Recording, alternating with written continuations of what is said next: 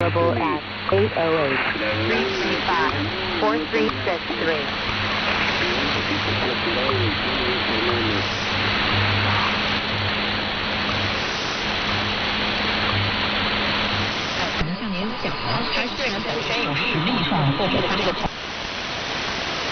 El economista y profesor de la Universidad La Sapienza de Roma presentó a la perla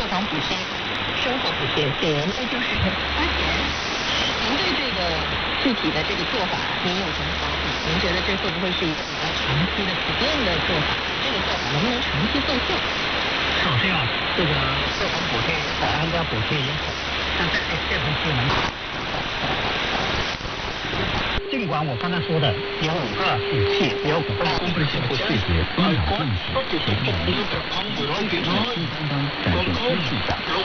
视，还便当、甜品和面包等各种。我的这些差事，这怎么差事呢？我有一些不。其他是比较有效的一个手段。In the church and.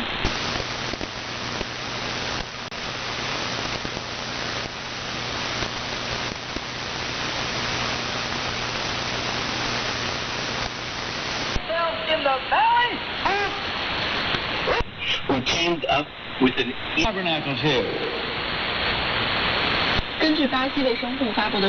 And we've just had an experience a few years ago of Jerry Falwell Jr., the son of one of the, I guess you could call him the saint of right-wing conservatism and right-wing religion, who had to step down in his post as the president of Liberty University because he had an affair with this pool man, somebody who took care of the swimming pool in Florida. So this just again shows that something needs to be done. There's nothing wrong with religion.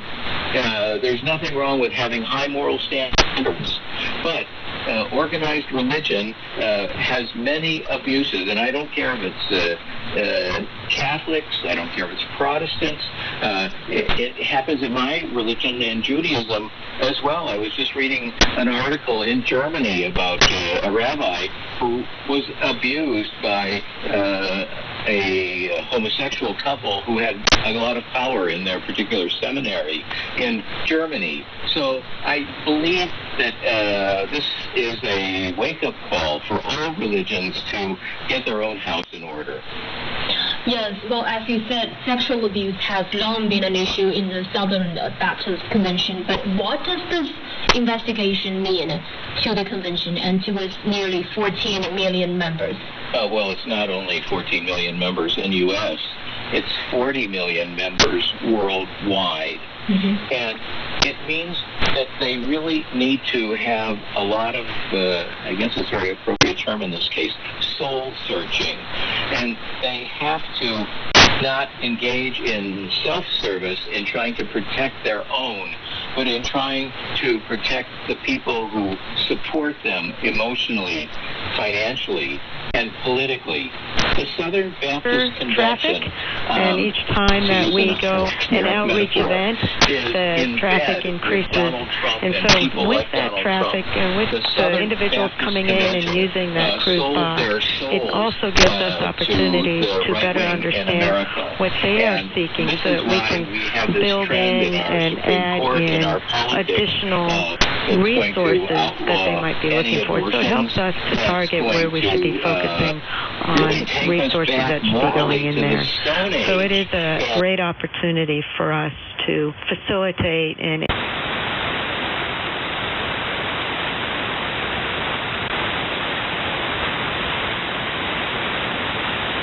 stop. You say, good morning, Puerto Rico. Tiki, tiki, tiki, tiki, tiki. Say, hi, hi, hi, hi, hi, hi, hi. Good morning.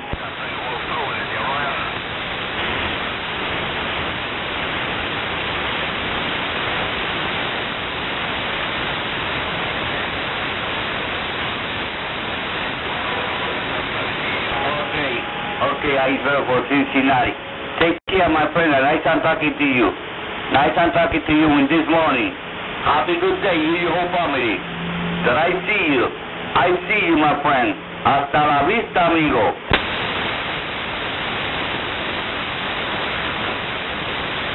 tiki tiki tiki till I say bye bye. I tiki tiki tiki till I say bye bye. Good morning, good morning, good morning, I'm high.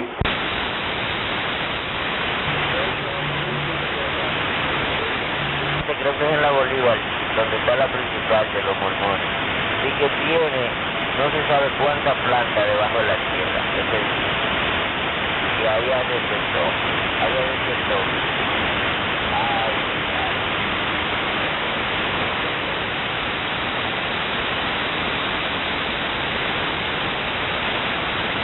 Olvidó. No, ya sé, yo me acordaba. 10-4, sí, acá estamos mejor porque hay mucha interferencia allí. Sí, hay muchas voces por una bocina. Eso es así, acá se oye más privado. Sí, exactamente, acá se oye ahí alguien comentando ahí con otro, se oye bajito. Sí. Yo creo que el radio que yo tengo por aquí, el Precia, y yo creo que también puede estar frecuencia, porque estaba chequeando un video que estaban tirando por YouTube y me indica que tiene esta frecuencia, yo creo.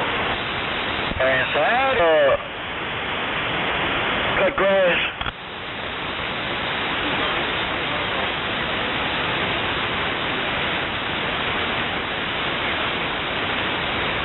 Alright, okay. You could have came by here then. That's all. You already there. Go on and get what you gotta get.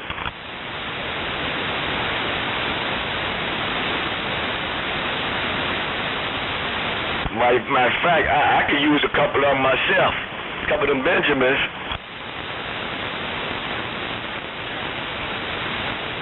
All of them dead.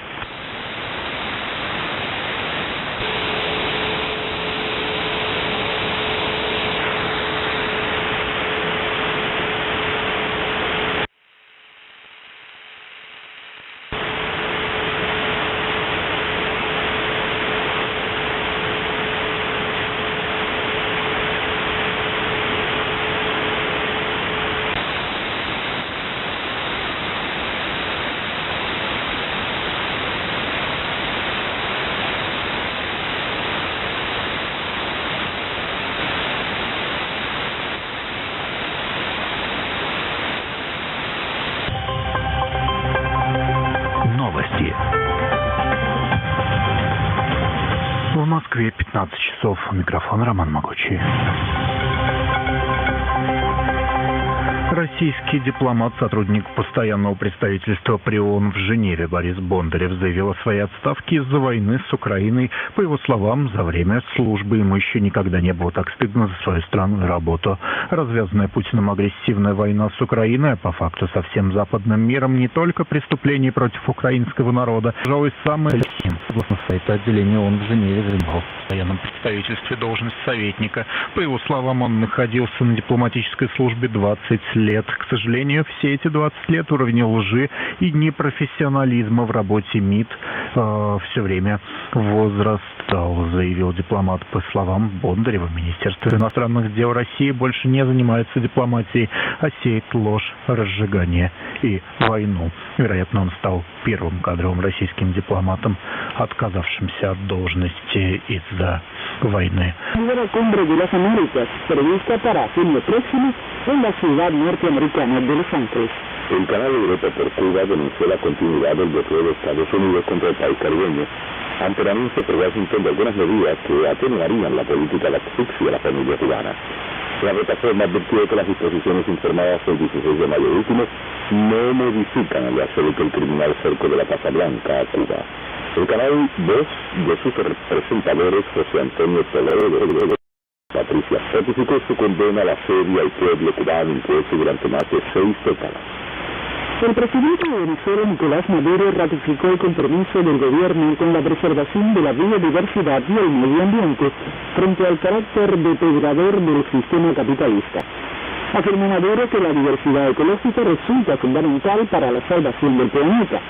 Venezuela es privilegiada por la gran cantidad y diversidad de ecosistemas que posee a lo largo de 27 zonas climáticas, con 650 tipos de vegetación natural, más de una veintena de formas de relieve y cerca de 40 grandes unidades geológicas. Por esas condiciones, Venezuela se ubica entre los 12 países con mayor diversidad biológica del mundo y el sexto del continente americano. El Día Internacional de la Biodiversidad se celebra cada 22 de mayo para llamar la atención a la humanidad sobre la necesidad de proteger hábitats naturales, detener la agricultura intensiva y frenar la contaminación. El expresidente de Brasil, Lula da Silva, asistirá hoy a la reunión para constituir el consejo político de su campaña, frente a líderes de 7 personas que han declarado en apoyo a su candidatura electoral. De acuerdo con el portal de noticias Poder 360, al acto también asistirá el exgobernador Gerardo Alckmin, quien es vicepresidente en la dupla de Lula da Silva para las elecciones de octubre. El debate, que tendrá lugar en la ciudad de Sao Paulo, contará con la presencia de representantes de los partidos de los trabajadores, Comunista de Brasil, Socialista Brasileño, Solidaridad, Socialismo y Libertad, Verde y Red de Sustentabilidad. El gobierno palestino condenó la creciente represión israelí contra los habitantes de los territorios ocupados, incluye el respaldo de los crímenes de los colonos judíos. El Ministerio de Relaciones Exteriores y Expatriados denunció en un comunicado el más reciente ataque por una veintena de colonos contra la aldea de Kusra.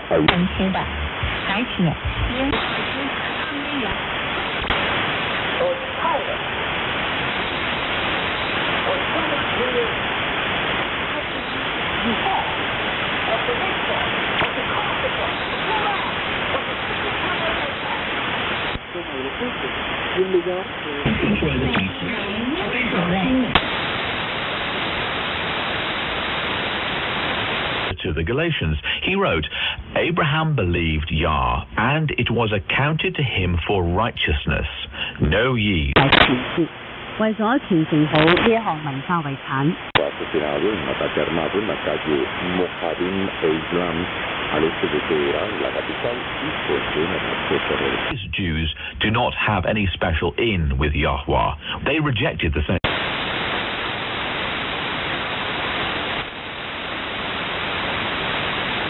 More critical than ever for you to sign up for our free newsletter and our breaking news. Simply text the word Power Hour to 22828 on your mobile phone, or sign up when you visit thepowerhour.com. Our website again is thepowerhour.com, or text Power Hour to 22828. Together, our legacy will live on for centuries. Boost your immune system naturally this year with olive oregano, a potent germ killer. This is the true wild oregano oil P73, a blend of edible spices of wild oregano grown on natural mineral-rich soils. Research published in the International Journal of Food Microbiology found that olive oregano is an excellent...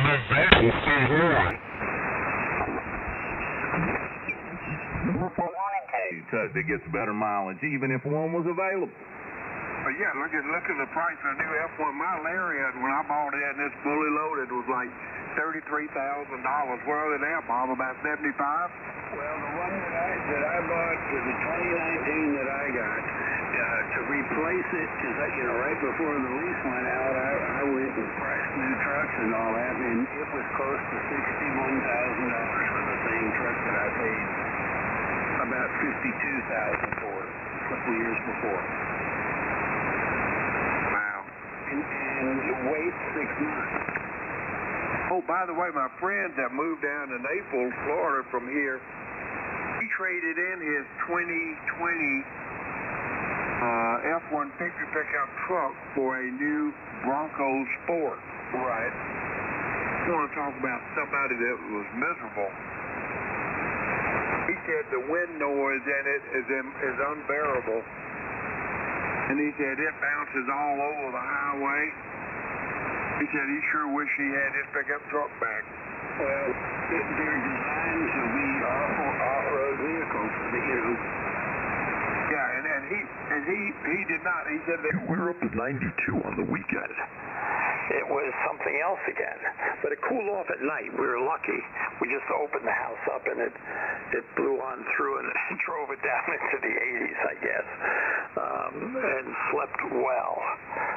And then last night, of course, back again to the usual, had to put a blanket on top of the usual cover. and woke up to 48 degrees. So the seasonal changes, which are dynamic times, that's for sure.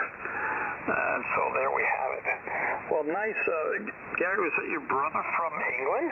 If so, you probably had a lot of interesting the topics to discuss. K3OS from KM2KM.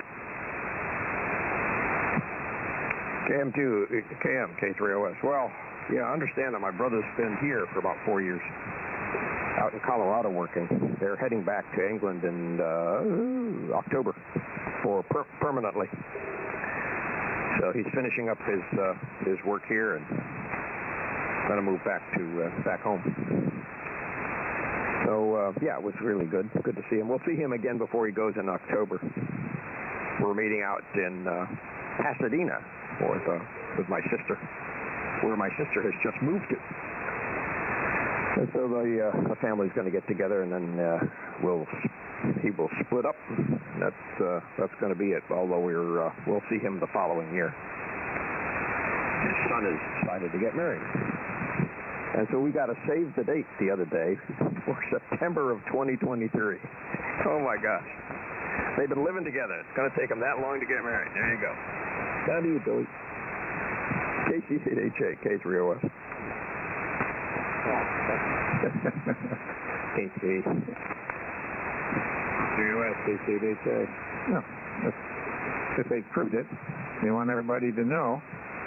They should give out pictures of the last few years as well as comments. And who won, or who's winning. I'm sorry, it should be a present participle. Best wishes to them. When it all goes well. It's an important thing in life. And it makes life better. Okay, what else we got here?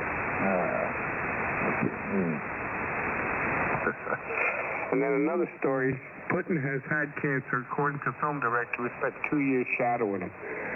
So, nothing like the man that has that's going to die in charge of the nuclear weapons.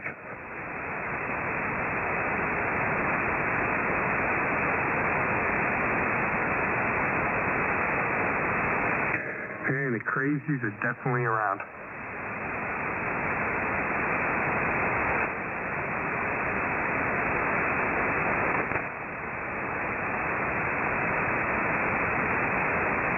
Let me go try Fox News.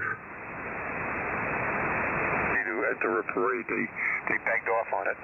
So we've got 2 bands in it, and some other music will be in it with a singer on a float and things like that. This parade runs from it's a tri-borough. We run it from Montvale through Park Ridge and into Woodcliff Lake, where it terminates.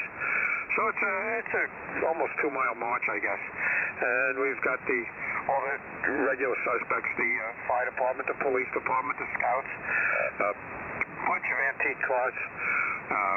Some commercial companies are in it with floats. So it should be a good thing. We have a morning service tomorrow morning at the Veterans Park, which we do the traditional wreath placing and some small speeches, not too terribly long, and lowering the flag to half-mast and a gun salute.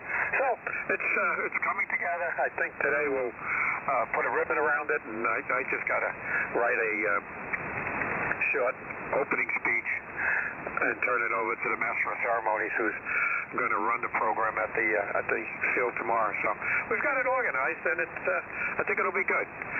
Hope the weather's on our side. It seems like long-range forecast says nice day for Monday, so keeping our fingers crossed. Go ahead, W3CVD, W82LMH. Okay, very good, Bob. W82LMH. Not a big group anymore. This is W3CVD. And your description sort of ties right in with our memories of days spent growing up in Pagoda. And again, that was a highlight of the year.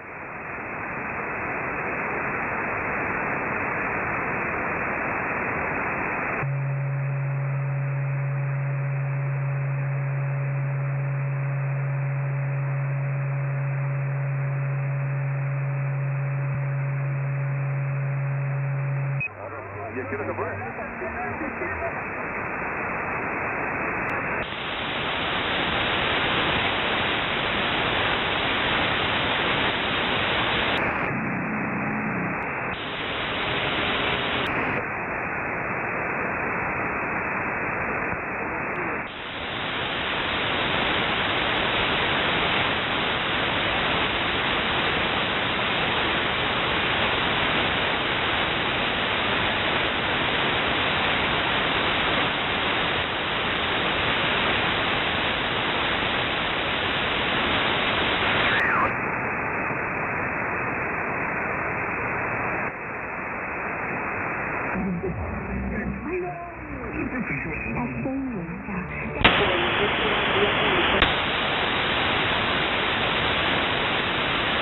Therefore they shall know in that day that I am he who speaks.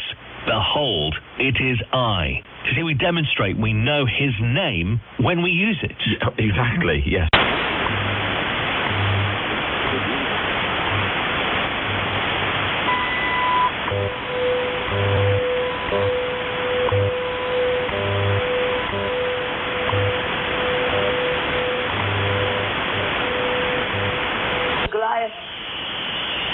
Did you come and get me with your sword?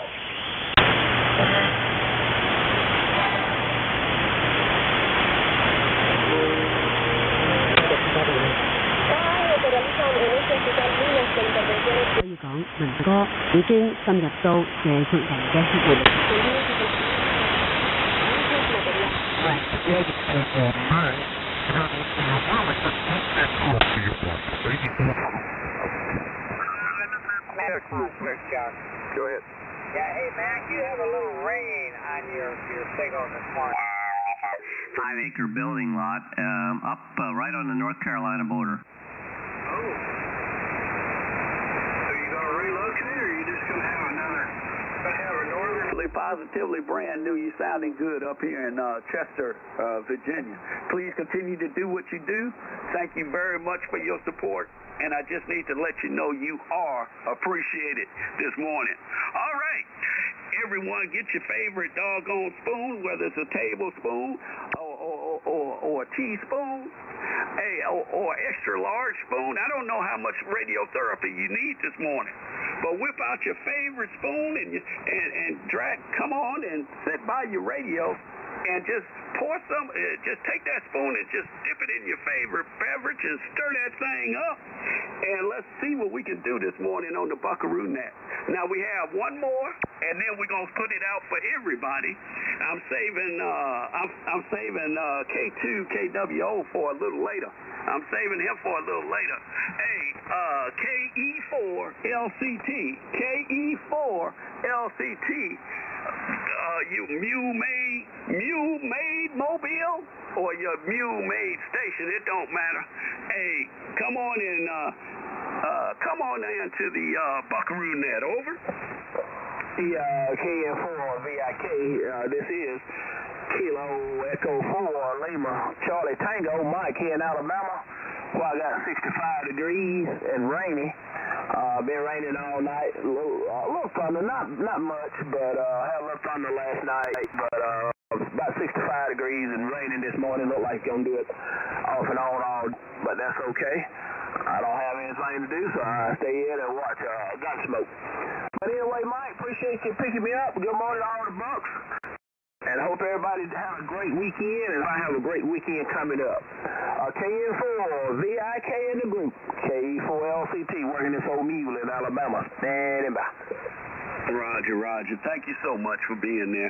Hey, Mike, thank you for what you do. Thank you for how you do it, and really appreciate your support. All right, Mr. K2 KWO, Mr. Smooth. K2 KWO KN4 VIK. Over to you, sir.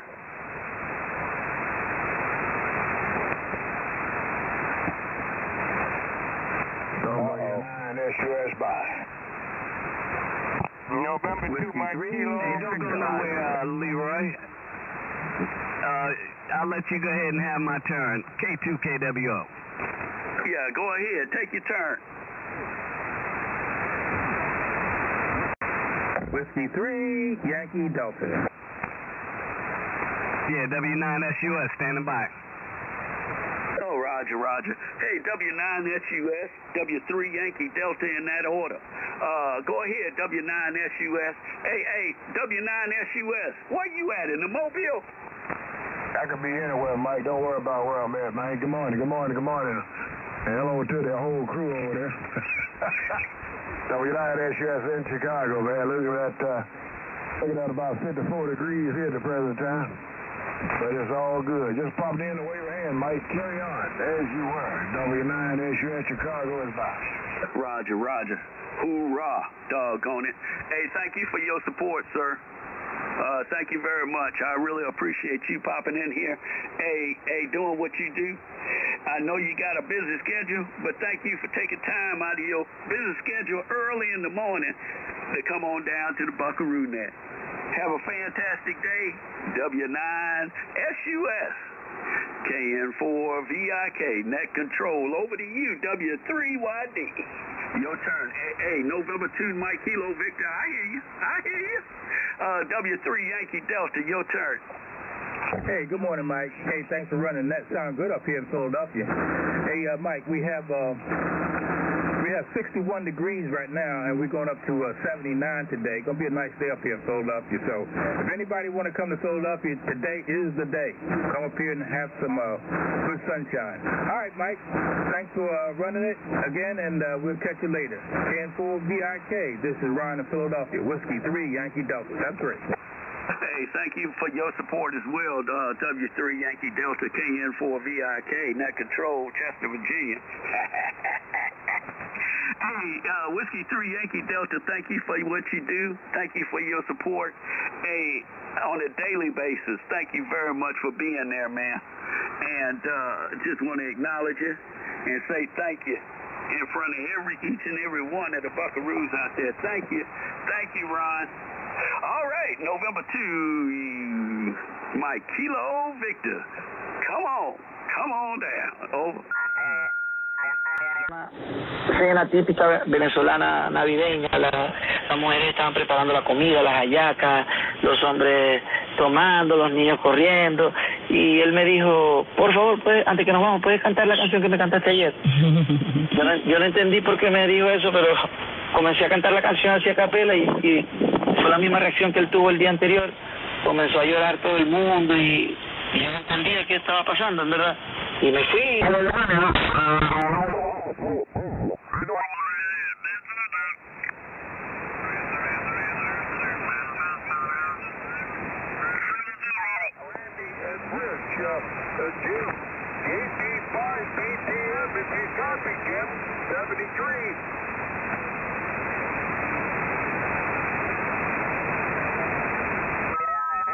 Comencé a recibir mensajes de muchísimas personas de todas partes, venezolanos en todas partes del mundo, expresándome el sentimiento y dándome las gracias por esa canción que les había hecho conectar de nuevo con nuestra raíz, pues, y para mí fue mágico porque no fue nada planeado, no fue nada que hice con algún propósito, y la vida me sorprendió con uno de los regalos más lindos que me ha dado hasta hoy, pues, que es esa canción tan sagrada, tan importante para todos los venezolanos. Y bueno, ahora que tú me lo dices, sí, para todos los que un día dejamos la tierra, fíjate, volver a casa, si tú lo miras, puede ser un tema universal para todos los que hemos dejado tantas cosas lejos y no hemos podido regresar. De verdad que es muy sentido, me gustó muchísimo el tema. Gracias, de verdad.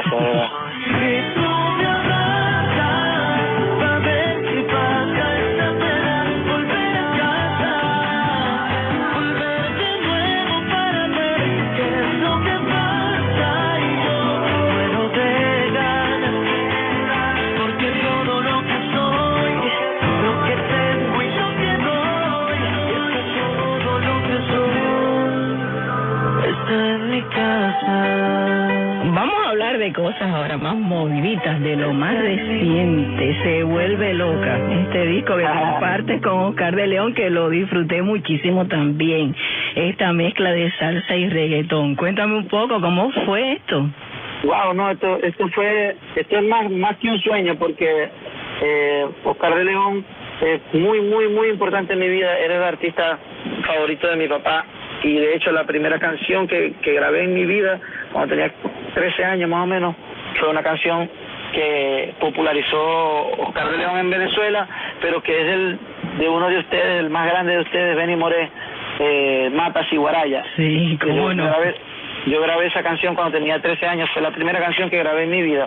Y después, con el tiempo, recuerdo que mi papá solía escribirme cartas en mis cumpleaños, y una carta me escribió: hijo, serás grande en la música como el sonero del mundo, Oscar de León, me puso una vez.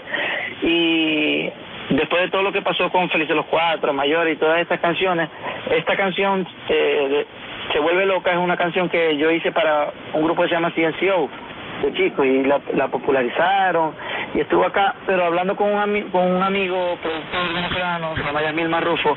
Un día tuvimos la idea, yo comencé a cantar esa canción como entumbado de salsa, porque originalmente es un reggaetón, y él me dijo: wow, suena increíble. Y le dije: ¿por qué no lo hacemos? Pues, y lo hice más como por un placer mío, pues ni siquiera con la intención de sacarlo, ¿verdad?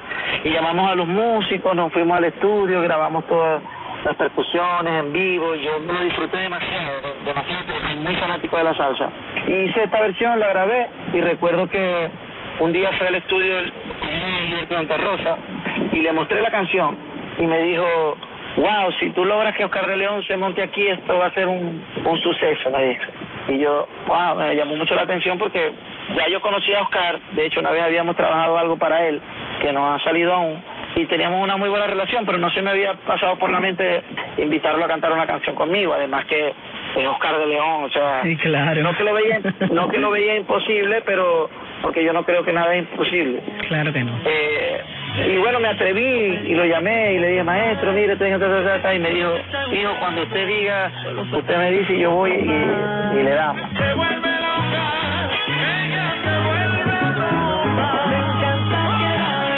Y así fue, grabamos la canción, fue una experiencia, wow, mágica para mí. Muy bueno. Hicimos el video, de hecho lo puse a cantar en la parte, porque la canción es una fusión de salsa con reggaetón. Entonces yo lo puse a cantar a él en las partes del reggaetón. Y le decía: hijo, pero y yo le digo: no, porque se va a molestar si es música, además usted canta de todo, usted le pone sabor a todo lo que haga. Y así fue, y grabamos la canción, grabamos el video, y es una...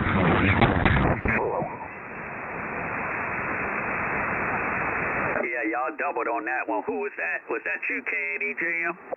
Yeah, this is KDJ. I'm N7CWJ is there, and he wanted to know how you were copying. I'm sorry if I doubled, but I didn't know if Maurice was copying him. So I'll get out of the way and let you guys working. So evidently, he's copying you guys. Yeah, we're not hearing him. Can you pick it up, KDJM? Okay, I can do that. N7CWJ, this is KDJ. I'm relaying. Good morning. How you doing?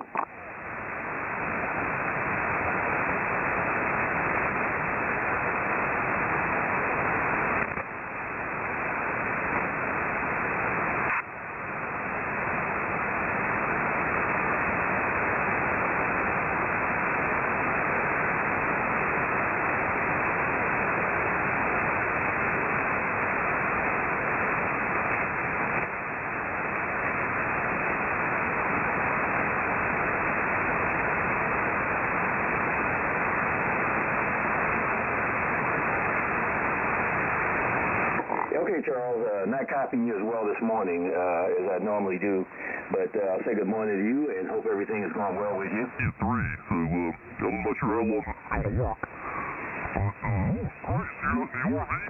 You were doing the wine trip you talked about, over? Yeah, right now I'm sitting in the Jeep for a long time, RV, working the tar heel. I just brought up the antenna up yesterday because it is working so well.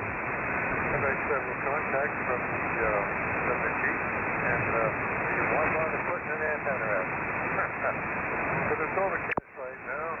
We have intentions of hitting 2 more wineries today and taking it easy and not doing a whole lot. Right now it's overcast. Windshield full of rain. I heard some nice weather yesterday. Over to today. Over. Yeah, today's really nice. Today's gorgeous. Yeah, yesterday and prior day were really hot. Like up the mid to upper 90s, just absolutely brutal. Matter of fact, yesterday when I was going to walk down to the grocery store, I stepped outside and changed my mind right away. Looked at the thermometer and it was right at 100 degrees out in the front here in the shade, so it was brutal hot. So I drove down to the store and silly me, I parked outside. Normally I park in the parking garage, which is covered. For some reason I didn't want to take down the antenna, and there was a spot out there alongside the road, and sure enough, I come out with 2 armfuls of grocery bags, and it is just a downpour. Absolutely, it opened up, and it didn't look like it was going to stop, so I had to make the mad dash through the pouring rain. Couldn't believe it, but that sure knocked the temperature down. After that, it really cooled off, and it's looking absolutely gorgeous right now.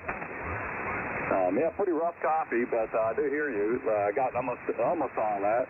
What's your plan? Are you going to be down there for a couple of days before you return north? Over? Yeah, Roger. I think we're here Thursday.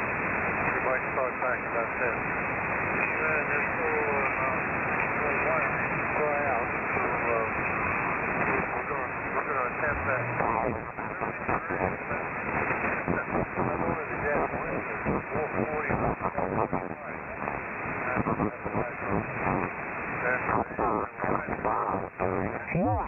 The electric vehicles, and you know, they think they've got a great thing, and there's been many times in history other civilizations thought they had a great thing also. Come to mind the Romans. They thought lead piping was a great idea. Anyway, I'm sure they'll work it out, but hopefully they won't work themselves into a corner, but I'm thinking they're headed that way a little bit. A little too quick, too fast without covering all the bases, but that's just my opinion. Anyway, I'm the chief coffee grinder here, and I make up the coffee. Also, among other things, I do the windows, the sweeping, and the dusting. But anyway, yesterday I took the coffee machine and I ran the white vinegar through it a couple times, and then a whole bunch of water, and cleaned it all up. And boy, I tell you what, the coffee has a nice taste today. And with that, I'll go ahead and turn it over to you, Jim. WA0JIM AC8UC. All right, great, very good. AC8UC and the Jersey Group, WA0JIM. Yes, well, electric cars, there's so much that's not been dealt with there again. It's amazing that they're pushing this like, it's ready for prime time. And there's so many things that aren't. One is the recycling of those darn batteries. I mean, they're just piling up in different places around the world because they don't have a way of recycling those that's economically feasible at this point. So, that's not good for the environment. And they still haven't done anything with the road tax for all those. The people are all driving on the road, and they're not paying anything for the maintenance because there is no road tax on the electricity that they're charging them with. So that has to be taken care of too, as they're getting more and more of those. It's not like in the 60s, gas, grass, or whatever. Nobody rides for free. So I don't. There's just so many things that I can't believe how people are moving. This administration are moving like full steam ahead without even taking a look at what they need to have to make this a viable option. Of course, I shouldn't be surprised. I don't know why I said that. That was just a oxymoron. Oh well, there's lots of more. N8FSD, WA0JIM. WA0JIM, N8FSD. Gas, grass, and okay. Boy, that's a long time back there. Yeah, you're all right here with this thing. Electric batteries piling up because you can't recycle lithium. Windmill blades have to be buried because they can't be recycled. So you got all this garbage piling up. It takes more energy to unearth all these rare earths to make all these electric things, and that's hurting the environment.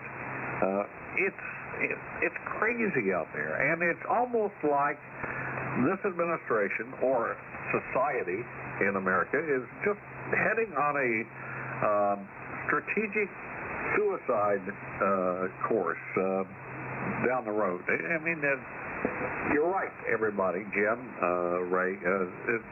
We don't have the infrastructure, the electrical infrastructure to support right now what we got on the air conditioners and all that stuff, and then we're supposed to absorb all these cars while we're taking coal-fired power plants or fossil fuel power plants offline, and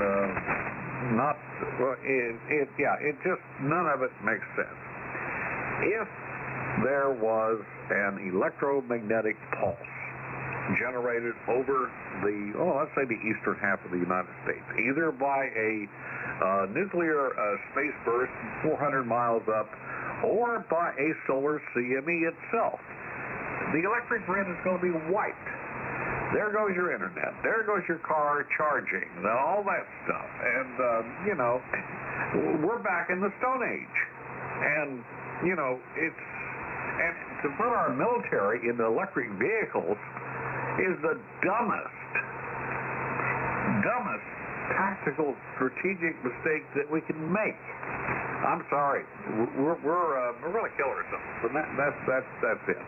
Okay. KD2OGR. I still see you're in Huntington, West Virginia. N8FSD. That's right. We're not in Bible prophecy. Gaines, N8FSD, KD2OGR. Yeah, signals fading there fast. Wow, you and Jim really dropped. But, yeah, I agree with you. I mean, a Carrington event, EMP, a good suggestion is get an old microwave and take your backup electronics and stick them in it down in the basement because it makes a nice little Faraday cage, and because that'll disable it if it's exposed. And electric vehicles, they're very easy to disable and confuse. I know people with the Tesla car, right? People get in front of you and screw with you, but also every electric vehicle has like this master breaker. It's usually along the right or left side front pillar, and it wouldn't take much. You can take an axe and put it right through it or crash a car through it. So using them as police vehicles in the military just seems really, like you say, not a lot of thinking going on there. But a good signal day. That's fine on John. That's fine on Dave. I guess it was short for you. And that rain must have been local, like the one last week. And good to hear you prepping there, Dick. I heard you on the DCX, and I guess you were talking to Ray, not Dave, so a senior moment there. And Jim, in the vet forum, there's a thing called the Spirit of 57 here in Milltown. I didn't go to it, but I saw the vets lined up and parked out there with their hoods up, and I was like, ooh, look at that. So anyhow, good signals on. I heard LFA in there, and I see Frank's on the list and Bill. So. And Alex, it seems like a short for you. So with that, I'll keep it moving along. Over to Alex, WA2ADS, KD2OGR. KD2OGR, WA2ADS. Thank you, John. Well, it's like everything else we do in the United States. Nothing is thought out. Those of us who are old enough to remember the Huguenot days and the oil crisis, the United States has never, and I say never, and I think it's purposely, had an energy policy. Oh, they've got a Department of Energy, but they have no policy. Nothing is ever thought out. Roads get crowded, and the answer is, well, just if it's 4 lanes each way, we'll make it 6 lanes each way. We don't think about our electrical infrastructure unless you have problems like in California where they're blaming the Pacific Gas and Electric for the fires and not blaming their lack of forest management. Nothing's thought out. We've become a rather, I think, silly is the only word I could think of, nation.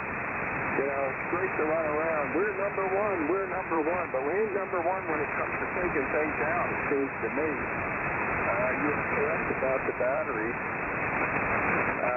How to dispose of them. The solution they call is mining the minerals to make them. Plus, another thing, you get in an accident in one of those vehicles, those batteries are very high voltage. You could kill yourself. when they work on those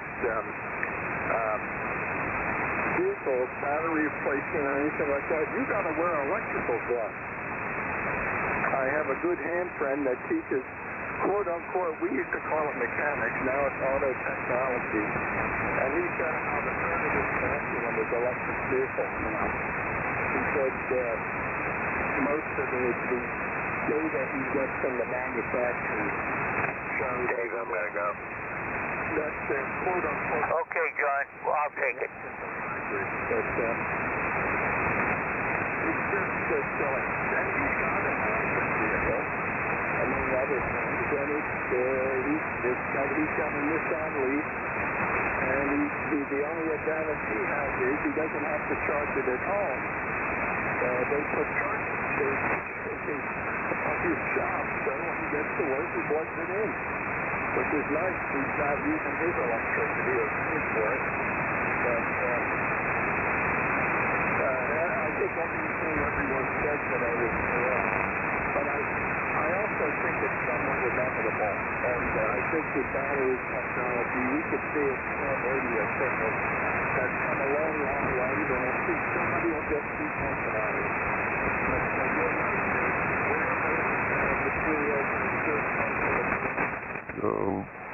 And all that fire started shooting up, 50, 60 feet in the air, and we were close enough that we could feel the heat off the fire.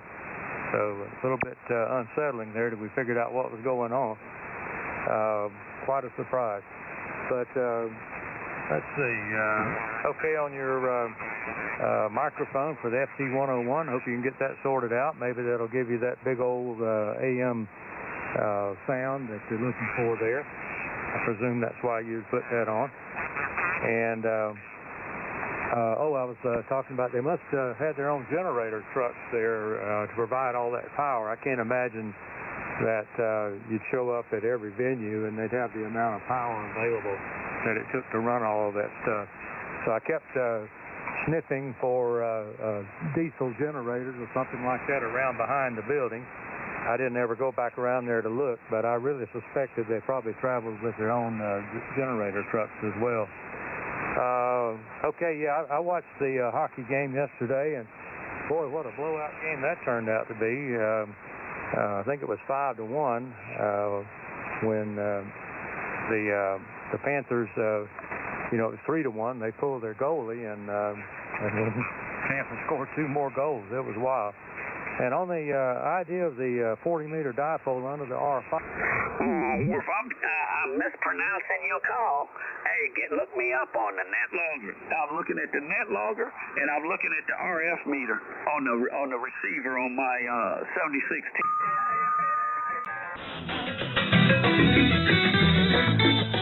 8:40 minutos de la mañana, seguimos acá en Tempranito y de Mañana. Muchísimas gracias a mi colega Bruno Tocar por este boletín informativo.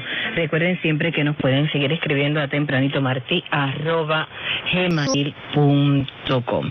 Más adelante vamos a tener los deportes con Edemio Navas. Para el oyente que me escribió preguntando acerca de la Asociación Independiente de Peloteros Cubanos, pues vamos a hablar, déjame ver si Edemio puede hablar un poquito con nosotros sobre este tema. Y bueno, buenos días, ya está aquí, 8:41 minutos, pero acá en el estudio, qué bien, mi colega Tomás Cardoso. Buen día, Silvia. Buenos días. Bueno, un gusto como siempre estar aquí contigo en Tempranito. Lo que sí no están bien son los cubanos. Hay varias termoeléctricas fuera del servicio por averías, son las termoeléctricas que más averías sufren, pero en fin, vamos a hacer en Cuba al día un recorrido. Por ejemplo, hablábamos con un residente en la ciudad de Nuevitas. La termoeléctrica 10 de octubre tiene varios bloques fuera de servicio. Hay hasta 14 horas diarias de apagones en Nuevitas. Básicamente en horarios pico está costando 400 pesos en moneda nacional un saco de carbón para la cocción de alimentos. Las personas, las amas de casa se están levantando de madrugada para cocinar. es un escenario bastante dantesco y el malestar es tremendo, y sobre todo con la flamante primera dama de Cuba, que ha estado poniendo lo que ha dicho en Twitter, ¿tú sabes? Por ejemplo, me contaba esta persona que se sienten los calderos y la cocina, lo que pueda aparecer, cuando viene la electricidad hay que cocinar, si es a las 5 de la mañana no importa, y entonces guardar esa comida y después te la comas por la tarde fría, y muchas veces casi en estado de descomposición. Y ese escenario se repite, hemos hablado y estamos hablando con personas en Baracoa, en Holguín, donde está la Felton también, en Puerto Padre, Camagüey, Villa Clara, en fin, un caos lo que hay con el tema de la electricidad. Es devastador, y la ecuación es letal porque aumenta el calor, estamos entrando en verano y aumenta la inconformidad. Recordemos, Exilda, que este escenario fue lo que pasó el 11J el año pasado, y esa es la razón fundamental porque la gente se tiró a la calle. Vamos a hablar también con el promotor de la corriente martiana, Moisés Leonardo Rodríguez, que la organización está lanzando una nueva campaña en redes sociales ante el malestar y el maltrato por los derechos humanos dentro de la isla. Y le vamos a estar dando seguimiento también a la situación de Fernando Girard de Mora, artesano allá en Contramaestre, en Baire, que el viernes no pudimos hablar con él, habíamos pactado porque se tuvo persona condenado a 4 años por su participación ahí en las protestas del 11J, y ya le llegó la sentencia, 4 años de trabajo con internamiento. Entonces el viernes habíamos quedado de hablar con él y no fue posible. ¿Por qué? Te explico por qué. Porque tuvo que personarse ante la Fiscalía Municipal de Contramaestre, donde le iban a asignar el lugar donde iría a trabajar y a cumplir. Hoy vamos a tener detalles. Este hombre, imagínate, Exilda, tiene 3 niños. Con niños pequeños. Niños pequeños, uno de ellos autista, es sustento de la familia ante esta realidad. Y están dejando a esa familia desamparada. Bueno, Tommy, esperemos que muchos tweets no tengan más que ver con ese corazón hecho un estropajo de la primera dama. En fin, hay que tener cara, señores, hay que tener cara. Hay que tener cara. Gracias, Tommy. Esperamos entonces Cuba al día con Tomás Cardoso. La Declaración Universal de los Derechos Humanos es uno de los anhelos de la humanidad, convertido en acta mundial para salvaguardar el respeto a los derechos de toda persona en cualquier país y bajo cual régimen social del universo. Todo individuo tiene derecho a la vida, a la libertad y a la seguridad de su persona. El acta de la Declaración Universal de los Derechos Humanos fue aprobada en el seno de las Naciones Unidas el 10 de diciembre de 1948. Y la República de Cuba fue gestora, firmante y fundadora de este documento.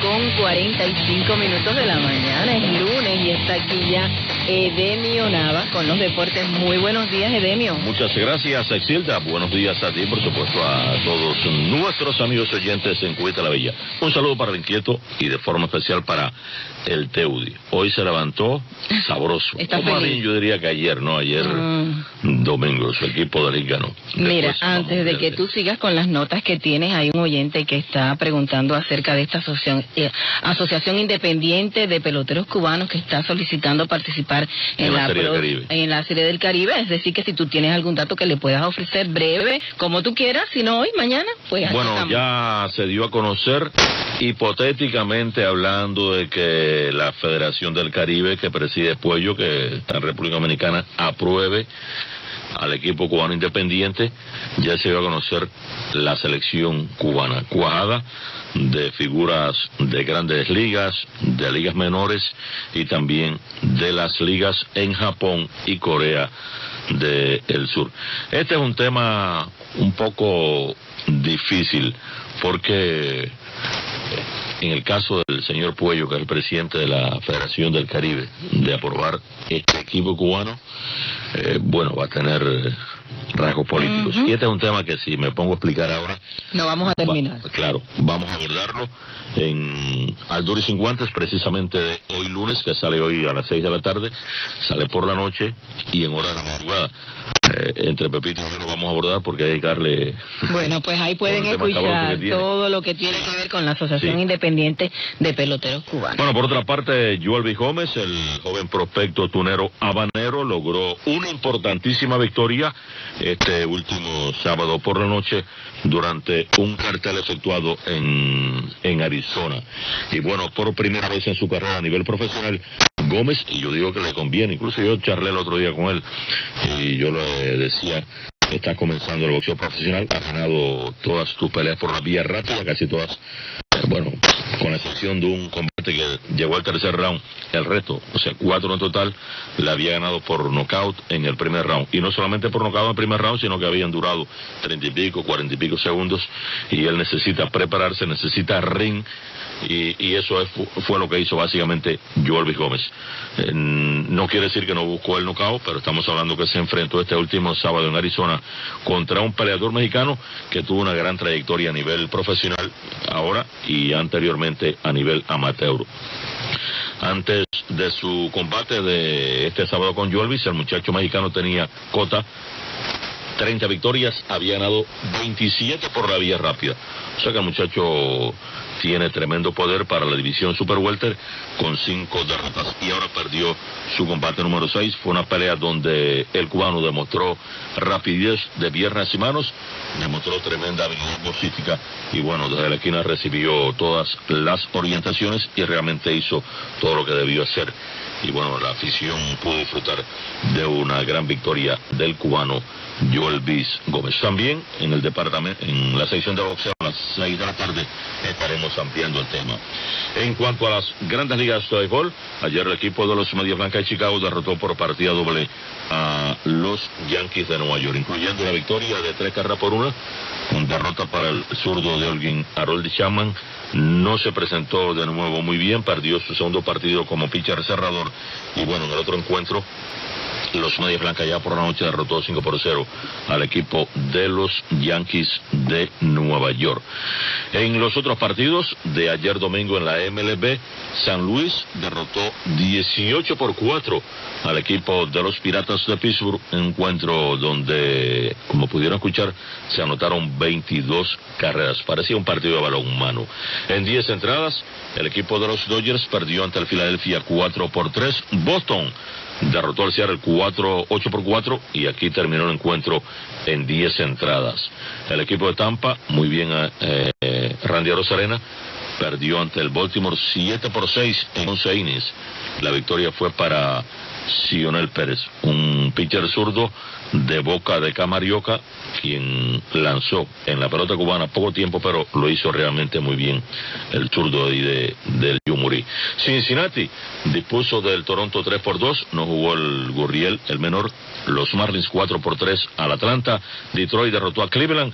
El Kansas City perdió contra los Mellizos y también triunfaron en esta ronda dominical los equipos de Houston, Washington, los Cachorros, así como los Mex de Nueva York, San Diego, Los Angelinos y, como señalé, doble de triunfo de los Medias Blancas ante el equipo de los Yankees. Hoy, lanzando el pitcher pinareño Vladimir Gutiérrez, el único cubano, hoy lunes estará en la lomita por el Cincinnati ante los Cachorros de Chicago. Vladimir buscando su primera victoria en la actual temporada. Y la buena noticia es que Jimmy Butler planea participar en el juego número 4 de la serie de 7 a ganar 4 entre el Miami Heat y los Celtics de Boston, con la serie a favor del equipo Miami Heat 2-1. Anoche, el Stephen Curry anotó 32 puntos, Luka Doncic terminó con 42 cartones, pero aún así, Doncic no pudo con la feroz ofensiva del equipo de Golden State, que derrotó al Dallas 126-117.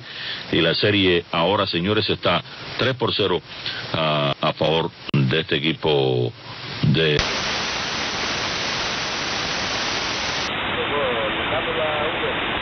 Ahí está usted, ahí está el nombre suyo.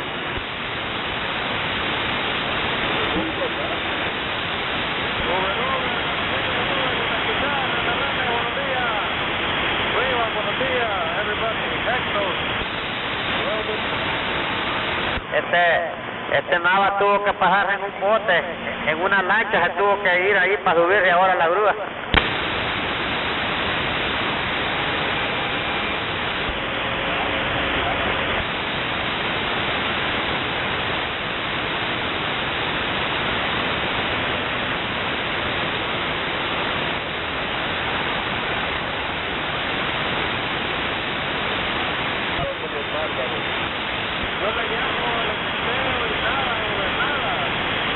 No te va a contestar, Mary. Está preocupadísimo el hombre.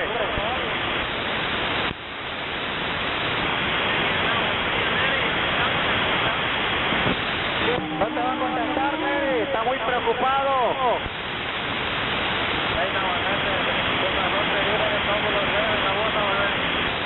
Ey, Mary, está elegido el hombre. No ves la grúa que le van a dar.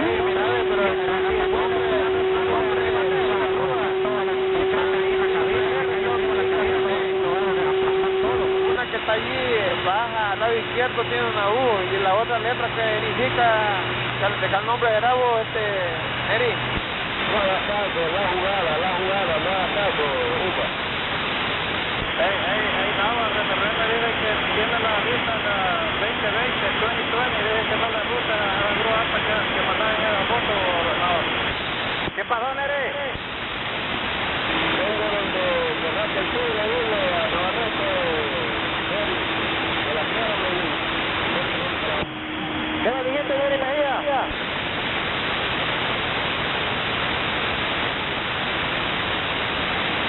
Navarrete me diera foto con ese nudo de grúa que mandaste ahí donde puta de Ero, Nava. La letra son tres grúas, el trabajo donde va Uber, la grúa bajita donde está René. Estás equivocado, la grandota, la de René le dio Uber una vez hace como un mes. Ya, Reggaetón iba para Virginia, del viaje de 6 meses le dijeron. Mira dónde está ahorita.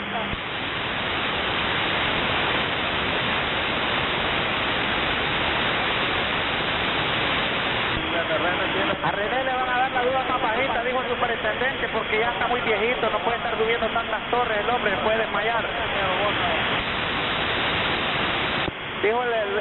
Dijeron los jefes que a René le van a dar la grúa más bajita porque tienen miedo que desmaye, porque son muchas torres las que tiene que subir y el hombre ya está muy viejo.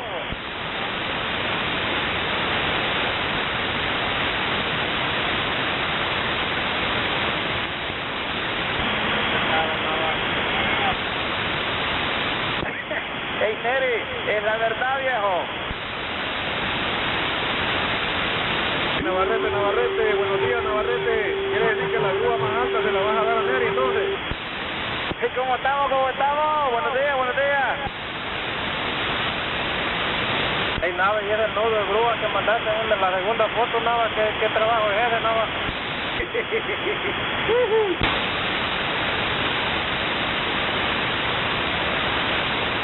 Nava, en el camino de recta. Allá donde va a trabajar Uber, René y el otro operador va a ser un morenito.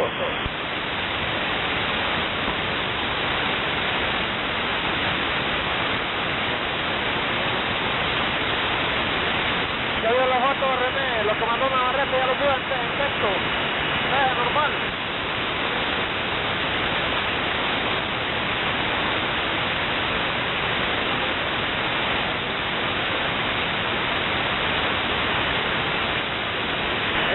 Pero la grúa van a yachearla ahí le gusta el grúa. Hey, Booty Spagger.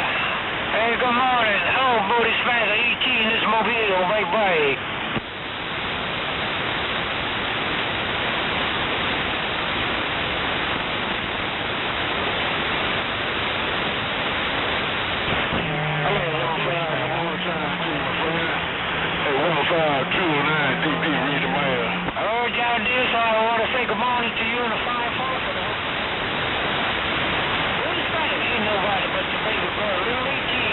Limousine, reading your mail again, come on.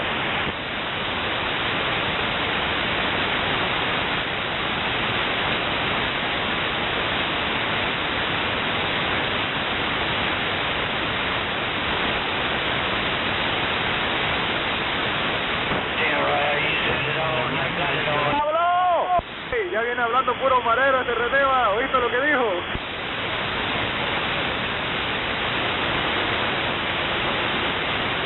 Oíme, estos vatos, Pablo, solo van allá a El Salvador y ya se creen los jefes de la MS. Estos tipos no saben que les van a meter 30 años en el bote. Cinco torres son en bajita. 100 pies de altura va a llevar la torre de René.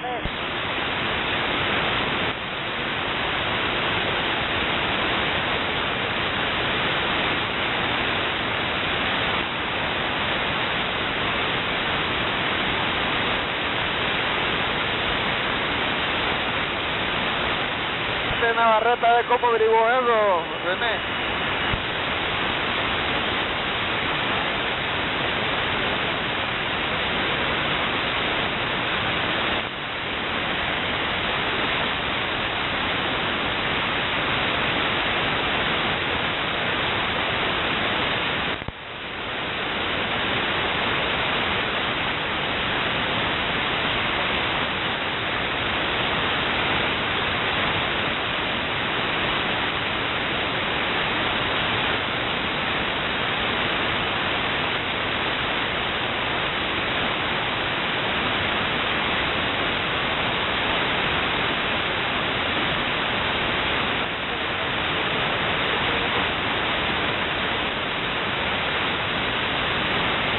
No sé, este vato quiere que lo ponga y se lo mueva para donde alcance usted, dice. Yo no sé, usted no alcanza, creo yo.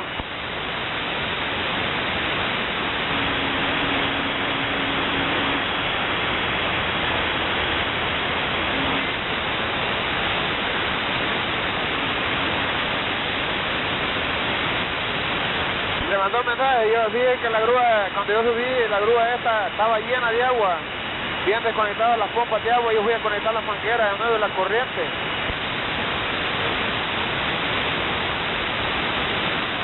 Pero tiene como unos 5 pies de agua. Ya la pompa supuestamente unía y voy a conectar la otra, porque dos pompas tiene puesta ahorita.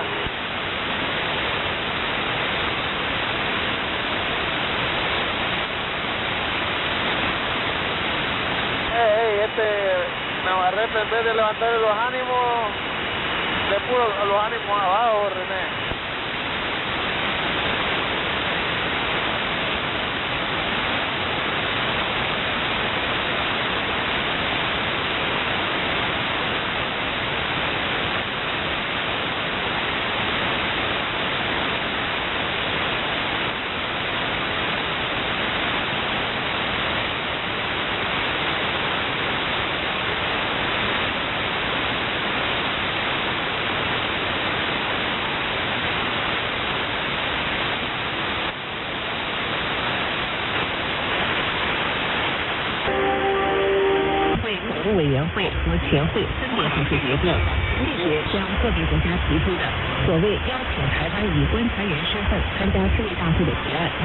She runs counter to established regional trends and is causing concern globally.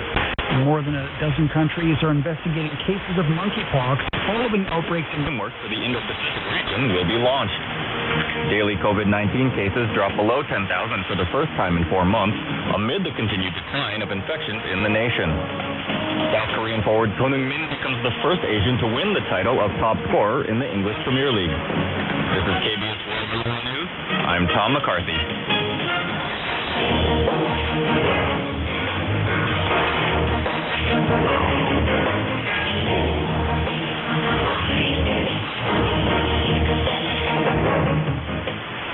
President Yoon Suk-yeol will attend a virtual summit on Monday where the new U.S.-led economic framework for the Indo-Pacific region will be launched.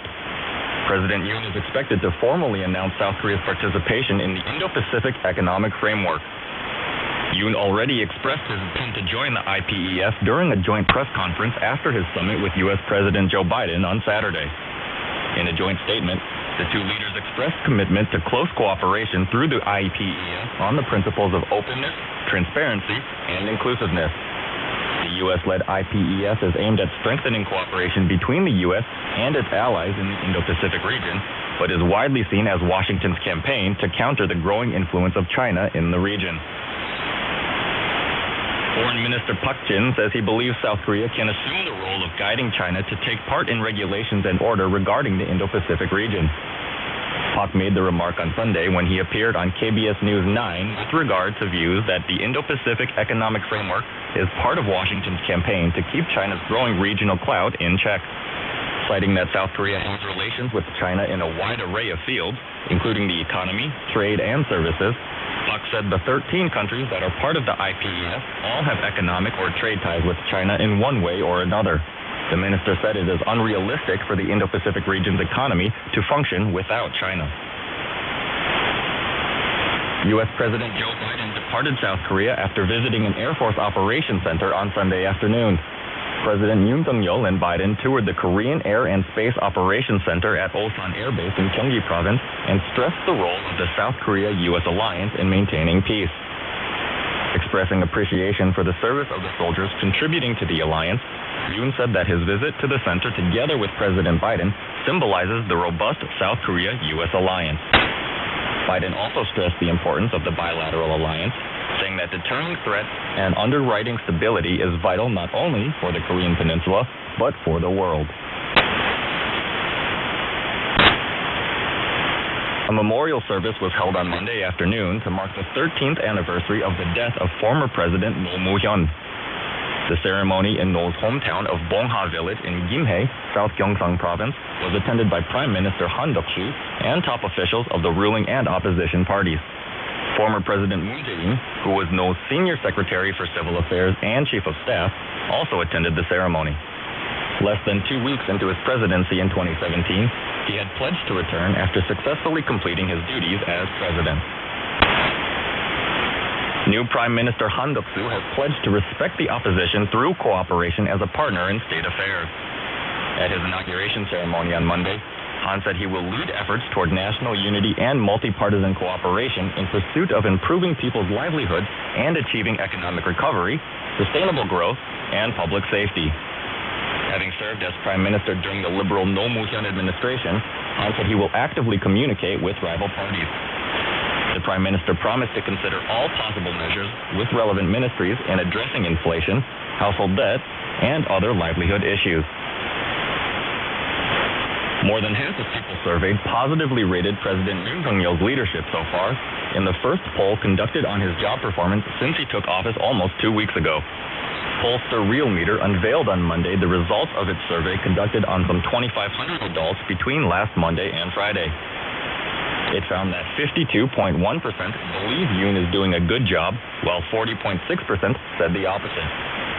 Meanwhile, the survey found that the PPP's approval rating surged 2 percentage points from a week earlier to 50.1%, while the DP saw its approval rating climb to 0.8 percentage points to 38.6%. The survey has a 95% confidence level with a margin of error of plus or minus 1.9 percentage points.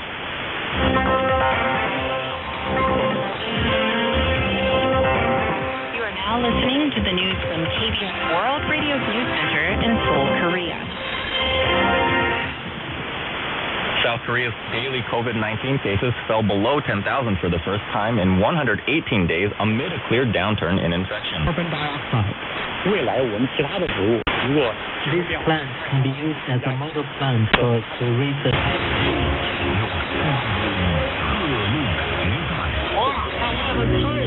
Por siempre digo que por la complejidad epidemiológica y porque en algunos de los casos, como es Ciego de Ávila, como es Matanza, como es La Habana.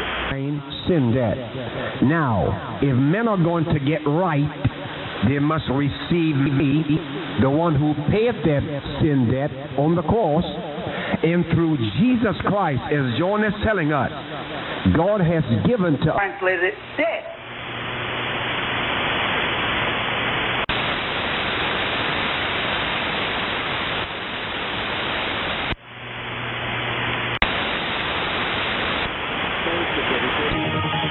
Aquí comienza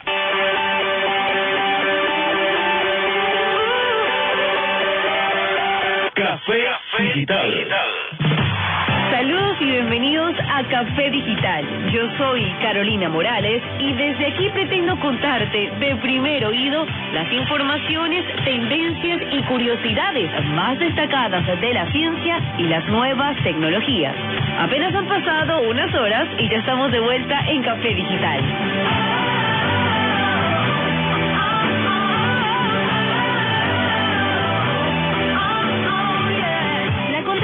Es esa incomodidad necesaria que separa al usuario de una pesadilla y el caos absoluto.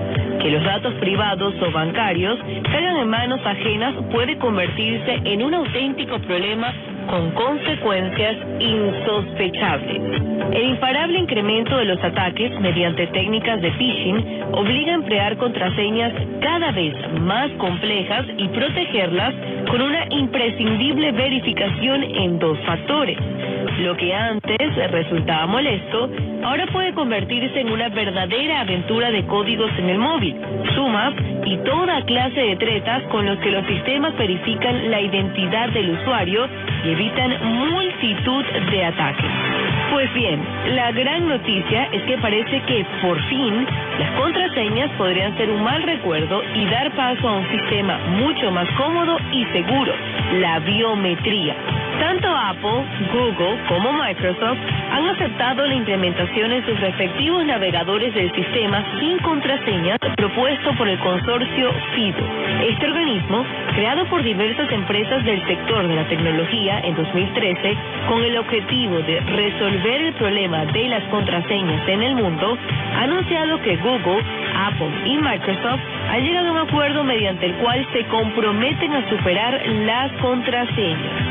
Si bien esta rúbrica no se concreta en nada tangible en este momento, supone un paso de gigante en un reto que se comenzó a plantear con seriedad en 2016. El sector está de acuerdo en reconocer el problema. Las contraseñas son, a día de hoy, un lastre para el usuario y la industria. La dificultad de gestionar las contraseñas hace que una buena parte opte por repetir la misma frecuencia para todos los accesos. Un reciente estudio llevado a cabo por Panda Security ha revelado que 1/3 de los usuarios repite la misma clave o con pequeñas alteraciones. El peligro es evidente. Si un ciberatacante se hace con la contraseña de un sitio y esta se repite, podrá tener acceso al resto de los perfiles multiplicando el daño. Pero esto es solo la punta del iceberg del problema, ya que el ser humano tiende a optimizar sus recursos y quiere que esta gestión sea cómoda. La mayoría confía en cosas que podemos recordar, explica Tyler Moffitt, analista de seguridad en OpenText, como una fecha de nacimiento o el nombre de nuestras mascotas. Aunque estas opciones nos facilitan recordarlas, también hace que sea mucho más sencillo para un ciberdelincuente descubrirlas. Café Digital. Café Digital. Café Digital. Sigue el ritmo de la ciencia y las nuevas tecnologías. En Café Digital. Por Radio Martí. Curiosidades sobre la ciencia y la tecnología. Con Danilo Fuentes. Hoy vamos a conversar sobre curiosidades sobre el sueño. Desde tiempos inmemoriales, los sueños han sido motivo de enigma para el ser humano. Las curiosidades sobre los sueños siempre han estado presentes. Durante muchos años estuvo en tela de juicio si eran reales o no las escenas que desfilaban mientras dormíamos. A lo largo de varios siglos se les dio una explicación mágica o mística, siempre asociándolos con una realidad que estaba más allá de la comprensión. La mitología griega es muy elocuente al respecto. Para los antiguos griegos, el dios Caos, que era hermano gemelo de Tánatos, o la muerte, tuvo 2 hijos. Uno era Nicte, o la noche, y el otro Erebu, o las tinieblas del infierno. Estos 2 hermanos tuvieron un hijo, Himnos, dios del sueño.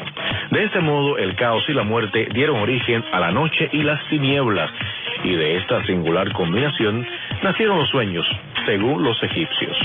Estas no son las únicas curiosidades sobre los sueños que hay. Primero fue la mitología y luego la ciencia, quienes adjudicaron o revelaron datos fascinantes. Las siguientes curiosidades sobre los sueños son algunas de las más interesantes. La primera, el inusitado aumento de la actividad cerebral. De lo único que descansamos cuando dormimos es de la conciencia. Lejos de guardar reposo, nuestro cerebro trabaja intensamente durante los sueños. Incluso en las fases más profundas, cuando hay ondas lentas, la actividad no se detiene ni por un segundo. Lo que sí ocurre es que en algunas fases del sueño hay ciertas regiones cerebrales que están trabajando lenta y coordinada. Sin embargo, durante la llamada fase REM, se produce un verdadero estallido de la actividad. De hecho, si se hace un encefalograma durante esta etapa, encontramos que presenta un patrón muy parecido al que encontraríamos si lo hiciéramos a una persona despierta. Otra curiosidad es que pasamos alrededor de 6 años de la vida soñando. Siempre que dormimos, soñamos. No hay otra alternativa. Quienes dicen lo contrario, o sea que no sueñan, lo hacen simplemente porque no recuerdan lo que sucedió después que cerraron los ojos. Una vez que estamos dormidos, no hay manera de que dejemos de soñar, y los científicos han calculado que aproximadamente este tiempo suma 6 años de vida. También los sueños de los hombres y las mujeres son diferentes. Algunos estudios han encontrado sutiles diferencias entre lo que sueñan los hombres y las mujeres. El contraste entre uno y otras se da sobre todo en términos de contenido de los sueños. Las escenas y los personajes varían de un género al otro. Según algunos estudios, los hombres sueñan más con escenarios y situaciones en donde hay actos de agresividad. Las mujeres, en cambio, tienen sueños ligeramente más prolongados. En ellos, los detalles serían más numerosos y las situaciones más complejas. ¿Sabías que no todos los sueños son a todo color? Otra de las curiosidades sobre los sueños más compartida es si son a color o en blanco y negro. A partir de la información de los soñadores, se calcula que 8 de cada 10 sueños son a todo color. Toda persona tiene sueños en blanco y negro también. Sin embargo, un pequeño porcentaje no logra soñar jamás en colores, o al menos parecen no recordarlo. En un experimento se le pidió a un grupo de personas que seleccionase el grupo de colores con que asociaban su sueño. Este requerimiento se les hizo inmediatamente después que despertaran. Casi todos los encuestados señalaron tonos pastel. Se puede concluir entonces que tendemos a soñar en colores pastel. También son más comunes las emociones negativas. Durante los sueños, no solo visualizamos escenas y personajes, sino que también experimentamos muchas emociones.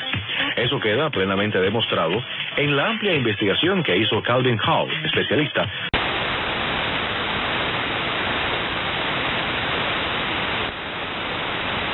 We used to cry, we used to bawl, it would just somehow reach down. SA to the region of Africa and India. May God bless you today, amen. We have the continuation once again from Isaiah, the 53rd chapter, who has believed our report. The report of the Lord, amen. God got a blessing for you, amen. The report is, amen, that God is working it out for you, amen. Whatever it is.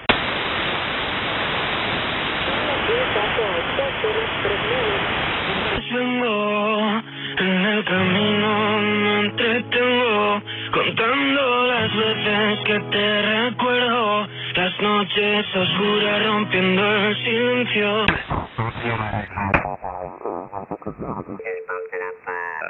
Up to a +2, +3, maybe not a +5. It'll act like that. It'll give you that extra. Oh, that helped make my decision. Over. Okay, well, I had a Jupiter for a little while. I am a name halfway across the state in Indian Trail. John, coming up to you, brother. W3SA, pick it up from K4PVJ. K4PVJ, W3SA. Good morning, guys. And everyone on the country hams this morning. We got a whole 7/100 of an inch of rain last night. Whoopee. Currently it's 71 degrees, 95% humidity. Going to be a sticky day. And the weatherman says come this afternoon it's going to get really soggy. Nothing happened over the weekend. I didn't go to Dayton, so whatever. Or Xenia. Been there once. And that was pretty good slick because the time the company I was working for, the head of maintenance and field work was also a ham. And he had to come out and check on our work every once in a while, so he said, I need to see you two guys out there in the Dayton area on this date. So we were there, inspected a few sites, and then we inspected the Hamvention, so it was a good time. I was looking, apparently they were talking about the electric cars on the Jersey boys, and pulled up the timeline. Apparently along about 1900, about 1/3 of the cars on the road were electric cars. But when they found out about cheap crude oil in about 1920, and service stations came to be, electric cars' interest died. And until crude started getting expensive, nobody really cared, so whatever. We just run around polluting everything. They said that back then the ladies preferred the electric ones because they were quieter and didn't have such strange smells to them that gas-powered and steam-powered cars had. So enough of the little tidbits. Let's see what Ray's doing out there in Valpo. W9EWA, W3SA. Good morning, Ray. Good morning, John. W3SA in the country and W9EWA. Boy, what happened to the band? Signals were up and everybody was clear, and all of a sudden everything was kind of quieted down.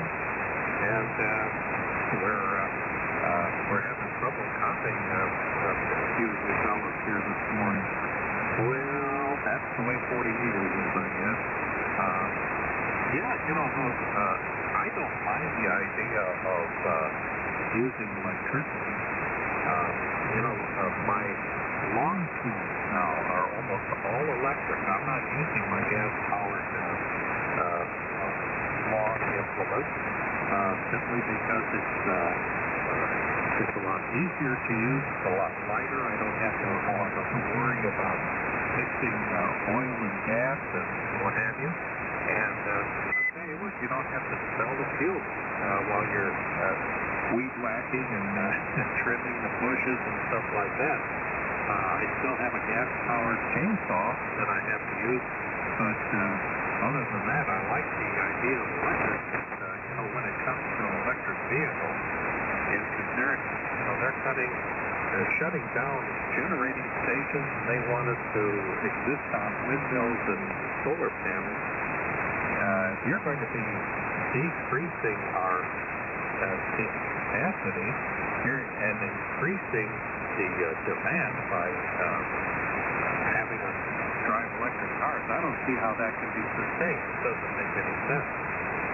Well, enough of my soapboxing. 58 degrees is our current temperature. We're freezing here. So much for climate change. 58 degrees. We're expecting a high of only 63, simply because of a big high-pressure system that's centered right over central Wisconsin. And it's just blowing in those cold northeast winds off the Great Lakes.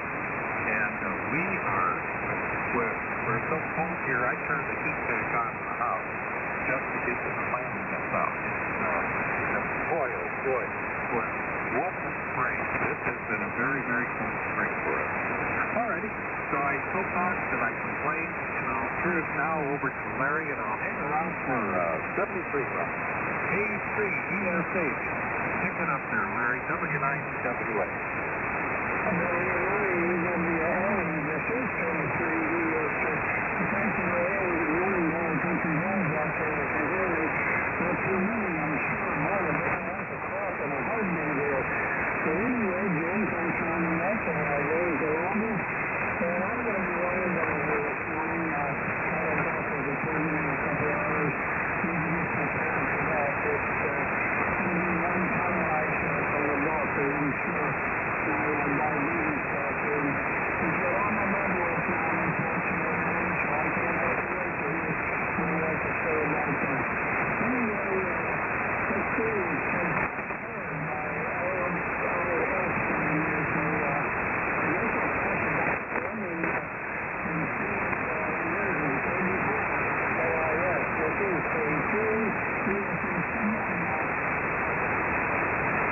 Good morning, Larry.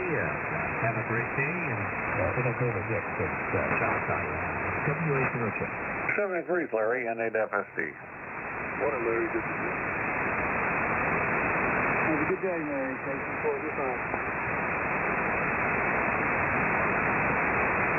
Okay, good morning there, Larry. K3FSH, K0OUX. Laurel Fork, Virginia this morning. 64 degrees, no wind, but 96% humidity. We got a little bit of drizzle out there, rained last night. Gonna rain for the day, so it's gonna stay in the mid-60s today. But couldn't get on last night, night watch. We had lightning close, thunder, really rumbled through here, rain. So it looks like we're gonna have rain the next few days, so it's gonna be an inside day. But other than that, kind of enjoy the inside time. Jim, again, thanks for running the net this morning. I'm going to be one and done. Get going. I'll listen out here. 73s, everyone. Have a good day. And over to you, Roy. Copied everyone very well this morning, so should be able to copy you, Roy. WD8 EIB K0OUX 73s. 73s, W10JIF. 73, Vic, NAFSD. Have a good day, Vic. NA3Y. 73, Vic. K24V5. 73s, Vic. Good morning to all the country hams. It's WD4EIB. It is overcast, cloudy, and just a little bit of breeze. 73 degrees. So, a whole lot different than it was yesterday. Close, I think it was 90s, something like that. Got back yesterday evening from Xenia or Dayton. Had a pretty nice time. A lot of different stuff here and there, and there's a group of us, about 10 of us from my area, the peninsula, which is Hampton, Newport News, and Yorktown, a group of us, and then the other half was from Florida that fly up. So, and we just have a good time. We usually go to Outback the first night, Thursday night, and then Friday we eat at Shane's, a Chinese restaurant, and that wasn't bad at all. And then the next one is a pizza place we eat at. So, anyway, had a real good time. All right, I'm a little tired. So, there you go. Talk about electric stuff. They're nice if you got a postage stamp yard. Usually the lawnmower will last probably one good cutting. So that's what I found out because we have one. All right. I'm going to turn it to you, Ron, and I am copying everybody. WZ4WZ. And I'll hang around for the 73. WD4EIB with the country hams. Go ahead, Mr. Ron.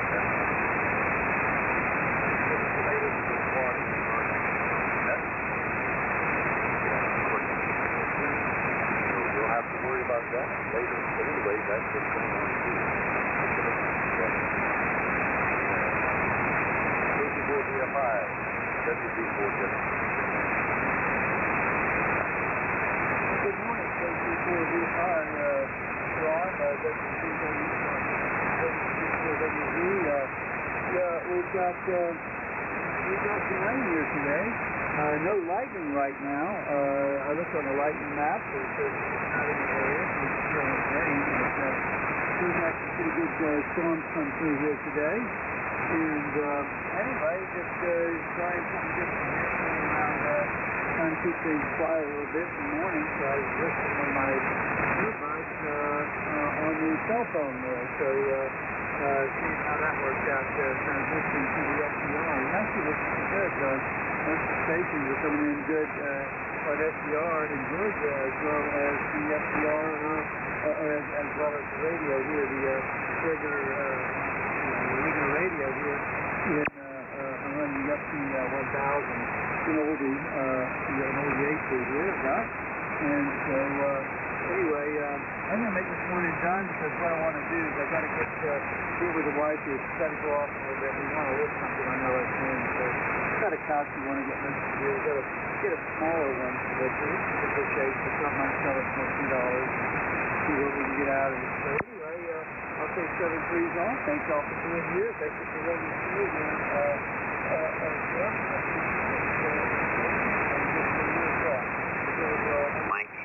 And I had to use my great big saw for that because, man, that trunk is huge. I measured the tree when I cut it down, and it was 86 feet long. So the tree was 86 feet high. Now with earnings later this week, at the base, on the 26th after the bell, I might have been. Dollar General is coming out with earnings later this week on the 26th, but that's going to be before the bell. Macy's is going to come out with earnings. NVIDIA is also coming out with earnings this week. So we have a couple big heavy hitters coming out with earnings, and it's going to be real important to see what these people and what these companies have to say about hiring and things like that. Because again, we're kind of standing on the precipice of, it's already been ugly and it could get a whole heck of a lot worse, unfortunately. The Fed obviously propped up the market. They printed trillions of dollars, low rates for a very, very long time. So that game, now you're seeing the pipers being paid, so to speak. And obviously we have seen one of the worst starts to the market, folks, in like 80 years. The S&P so far this year, and I talked about it before, this is the worst start since 1940, right? That's horrible, and only 32, I think, was worse. So, a lot of wealth has been wiped out. I mean, again, it was artificially inflated with the Fed printing money, but now they're taking it right back. So anyway, again, sorry to be doom and gloom, folks, but I just don't see it. I don't see a lot of positive things out there, and got to play defensively. So as far as today, can we move higher? Yeah, but we got to, bulls really have to take out 50 and overnight high, and of course get up over Friday's high of 41. If not, we should kind of just rotate back down. If value builds down here where it is now today, where it was Friday, then that's just going to say the bears are still very much in control. All right. So anyway, there's the bell. Nothing really to worry about on economic data. Raphael Bostic speaking at noon. By the way, some stocks that moved today, this morning. VMware really cranking on some possible M&A talk. So Avago, or I should say Broadcom, the symbol's still AVGO, but Broadcom is talking about potentially taking up VMware.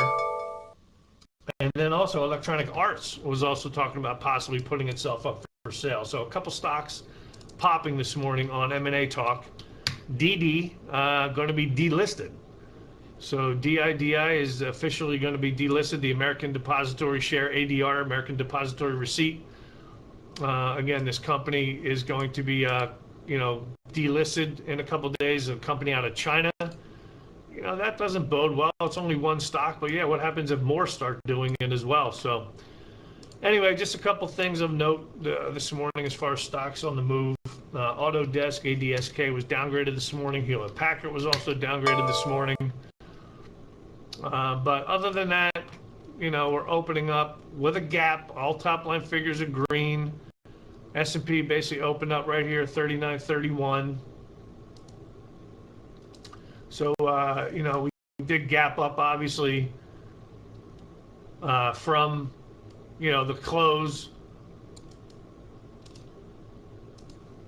on Friday. It's not a true gap, meaning we're still inside prior day's range. NASDAQ also opening up inside prior day's range. Open here at 884.75.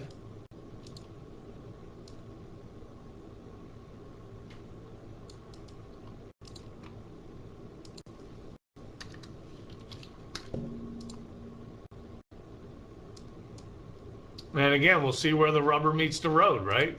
If bulls are really that bullish and they think that this short-term bottom is going to hold for a while, well, then they'll put capital to work. If not, we'll see that too, right? If not, we'll see futures just kind of stay inside prior day's range. If it fades lower, like I said, 38 to 38.10 would be the downside target, but I'm not ruling out, like I said this morning, they could pull a rabbit out of the hat and, you know, try to bounce this market a bit. I mean, even more than they already did from Friday.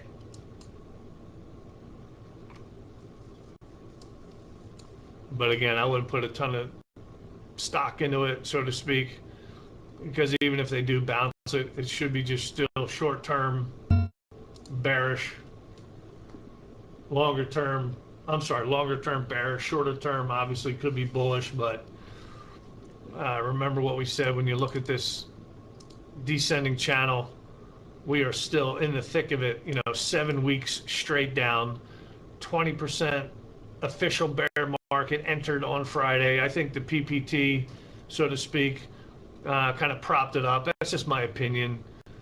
You know, didn't want to let it get too out of control that quickly. Obviously, the Nasdaq's been in bear market territory for a while. On that same chart, S&P at 38.2, the Nasdaq hit the 50% retracement. And of course, 10,300, that's still my next downside target for the comp. NDX 10,600, Russell 1540. You know, it also stopped at the 50% retracement, and of course the S&P stopped at the 38.2% retracement for now. All right. Anyway, welcome to Monday, the 23rd of May.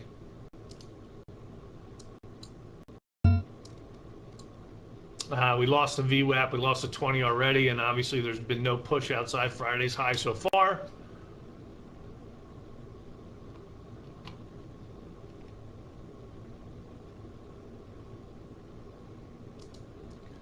By the way, Deere got smacked. We caught a nice little trade on Deere back on Friday. It's kind of that right in, right out type trade, and they destroyed it. Deere, of course, is popping. I'm not in it anymore. It was just an intraday day trade, but you know, a couple bucks. It was nice. Anyway, pretty big volume spike on Deere. By the way, gold, right? Gold stayed outside of that channel, and look what gold did in the overnight, man. Went all the way up to 1860. It was just so hard to get into gold and hold it. I was trying to buy pullbacks last week. You know, end of the week, I just couldn't get it. Couldn't get my price. But remember when I said when they broke out of this channel, the green line, if they held, that's a good sign for gold, and sure enough, it held. So traders are at least, you know, taking that gold trade as kind of a flight to safety-ish type situation on a 30-day hourly chart. Trend line still intact. Now there's a secondary trend line intact.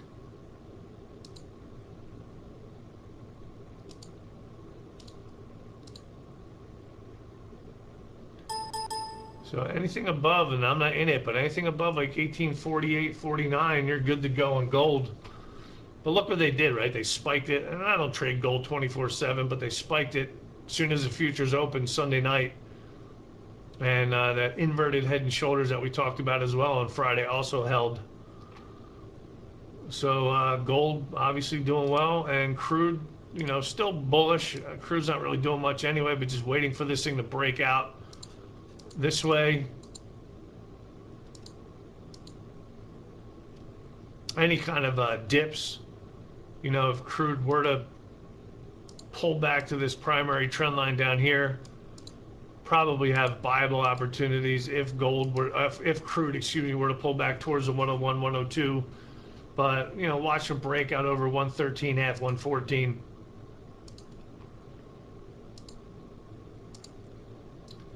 Anyway, yeah, so we're still fading. Again, short-term buyers in the overnight. Obviously, overnight inventory is 100% net long. We are already well off the overnight high. And we've only been trading 7 minutes, but so far no real go, no real pickup, no real gusto, so to speak, for any kind of buying pressure.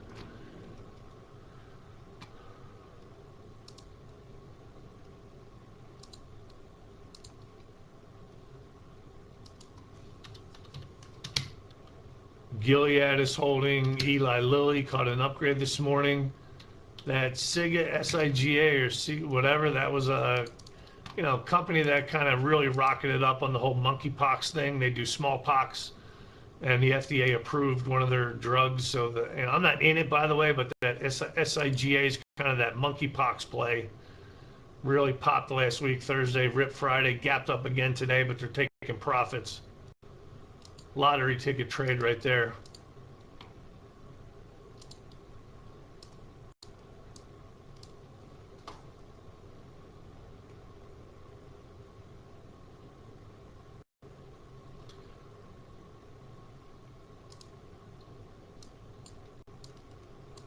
So NASDAQ went down, filled the gap to prior day's close. So NASDAQ filled the gap to prior day's close. Remember, there are two gaps. If you gap outside prior day's range, either above or below the high or low. But then if you're inside range, I also watch the settle, that settlement right at 4 o'clock or 4:15, and NASDAQ filled the gap there. S&P obviously not yet.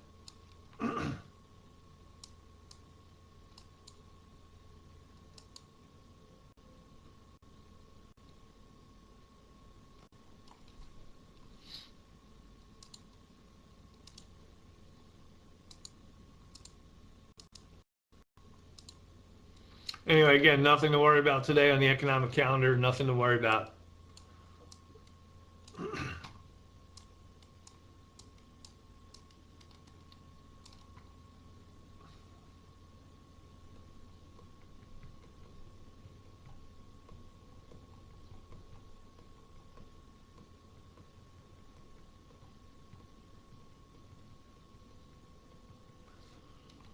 So buy is still down, especially back below that open. And the VWAP, again, S&P opened and the VWAP very, very close. Right around that 39, 31, 32 area. 200 period MA is around 39.13. And then we got the pivot, obviously at 82.5, but we had the settle, purple dash line and value area high, very close. Would be the next targets.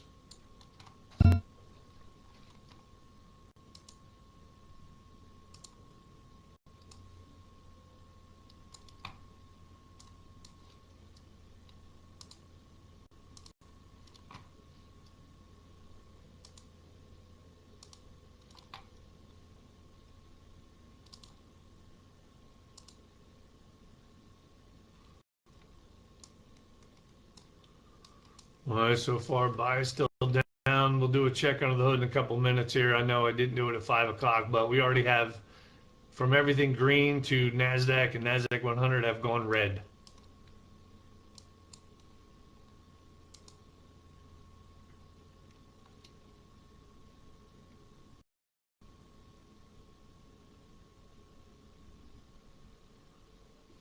Tesla down another. Tesla's been getting whacked. Even the almighty Apple was down, although Apple's up today. Tesla down another, 3%. Anyway, nice little bounce. Man, right off the 200. Right off the 200, they bounced it.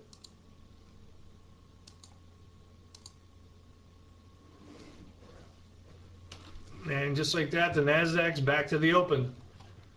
So NASDAQ went down, filled the gap, meaning to Friday's close, and then ripped it right back to the open.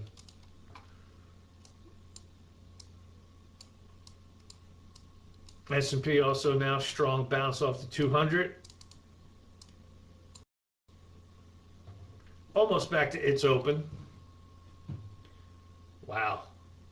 They just absolutely ripped the NASDAQ. 80 points, folks. 80 points in a very, very short period of time.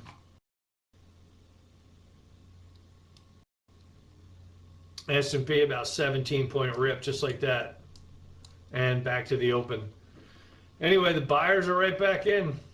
So just like that, the tone is changing.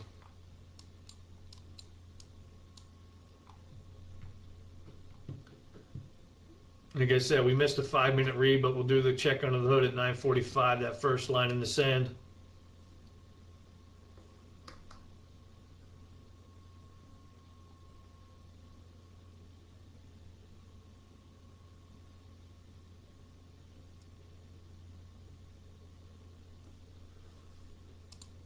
Russell, by the way, also bouncing off the lows. Dow futures holding up the best. But again, Dow's only 30 stocks.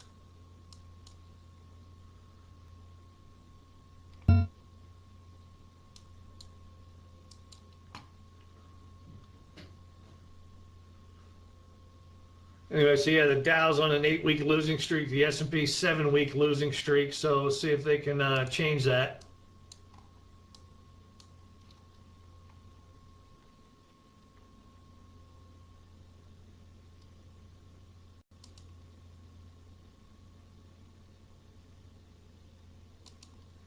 Yep, and there we go. S&P, NASDAQ lifting.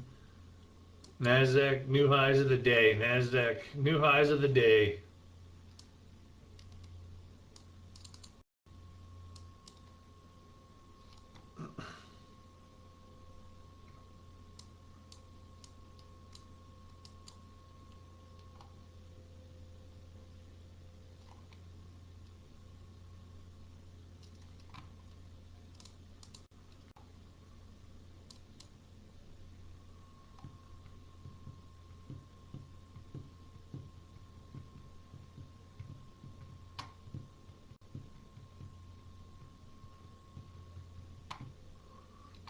So, I mean, that felt like a short squeeze like it did on Friday when they just ripped the futures up.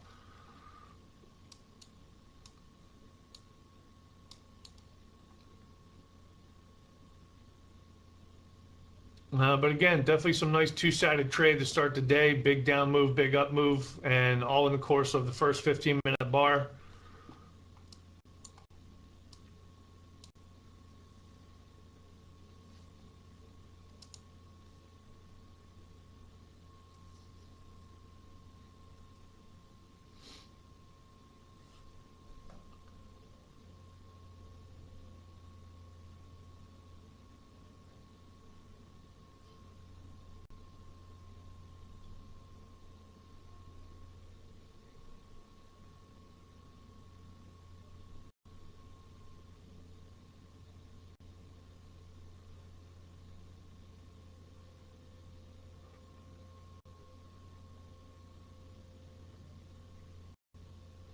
All right, folks. Anyway, 15 minutes in, Dow is up 315, S&P up 34. Comp, man, was green, then red, now back to green, up 65. NDX up 72. Russell's up 12. 1.97, almost 2-to-1 positive. Nicey breath, 1.3 on the NASDAQ. Nicey AD line is up 1,200. NASDAQ's up 750. Nicey tick up 140, NASDAQ tick up 300. Core sector is 9/2 to the bears, so 9 sectors down from the open, 2 up. Most sectors, though, are up from Friday's close. XLK, of course, leading XLV in the healthcare. You know, think about the Pfizer and Lilly. On the downside, utilities, communication, real estate, consumer discretionary. And Fangman plus T kind of split, although now Apple, Microsoft, Amazon, Google, and Facebook are up. Facebook's barely up, but Netflix, Nvidia, Tesla down. Tesla, they're ripping this thing back to the upside as well.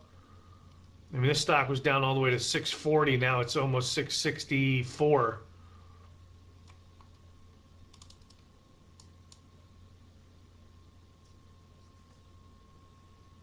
Look at Apple. Even Apple ripped. So there's still that kind of buy the dip mentality from Friday's low.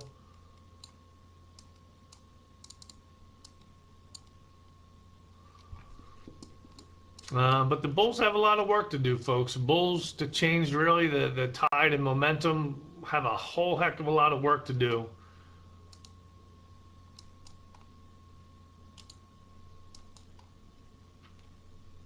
But internals are still obviously more to the bull side with the exception of core sector list. But it was 9/2 to the bears. Now it's 7/4. So we have a couple more sectors going green. Fangman plus T. Again, a lot of things bouncing off the lows. Tesla was getting whacked over 3%. Now it's up. Tesla has just turned green. Just Netflix and Nvidia now down.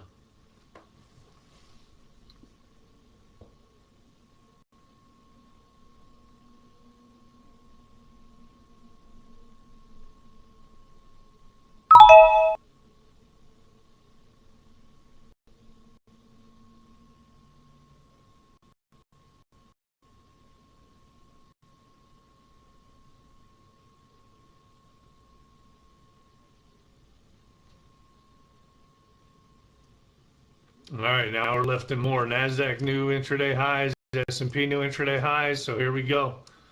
We have now shifted from bearish to bullish.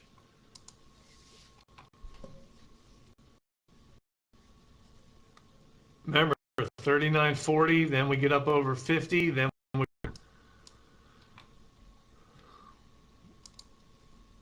Nope, so the short-term bounce is still in play. Even though they had a little bit of a pullback this morning, obviously we just hit new highs intraday, both S&P and NASDAQ.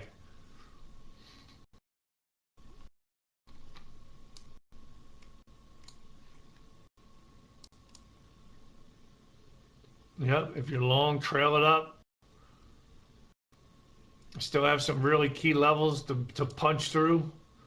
12,000, 12,000 and a quarter, and then 12,050. You can see overnight high is very, very close to Friday's high in the NQs. So if NASDAQ can punch through here, then we punch through here, we should be going higher. So again, folks, remember, the whole thing is just an oversold bounce, short squeeze. You know, traders will sell into this, whether it's later today, later this week, next week.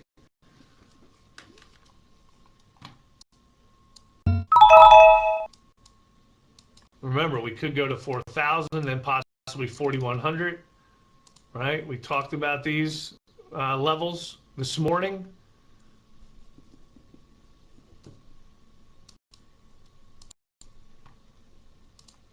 So just because we are in a longer-term bearish trend does not mean we can't have a rip your face off short squeeze like we did. Well, we've seen them a couple times, obviously, over the past couple weeks.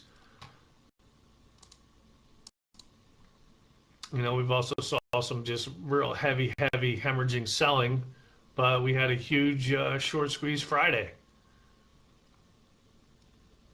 And now we have kind of a inverted head and shoulders again. Here's the left, here's the right. Obviously the head is down here from Friday's low. So once we clear the neckline over 39.50, next stop should be 80. I don't think it's going to happen in the next minute after that occurs, but that's what should happen. WWSHD, right? When what should happen does, and when what should happen doesn't.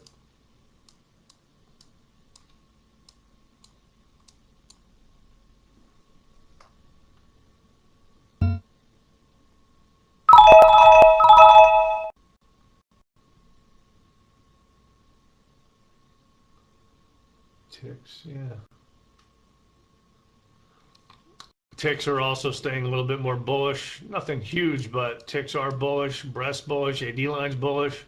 Core sector list is now flipped from 9/2 to the bears to 7/4 to the bulls.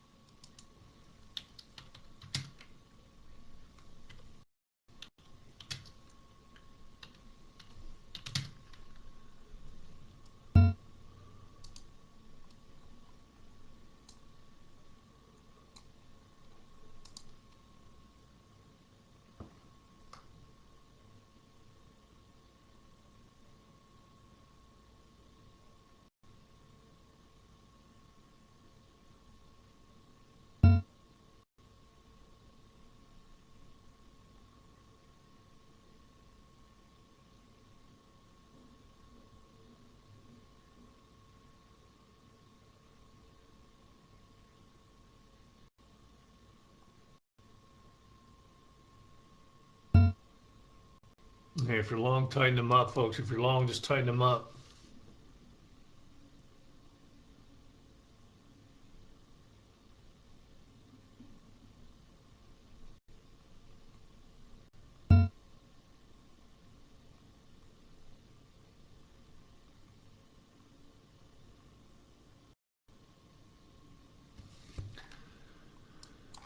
Anyway, yep, still going, folks, still going. Everything, Apple, Microsoft, Google, Facebook, even Tesla, well off the lows.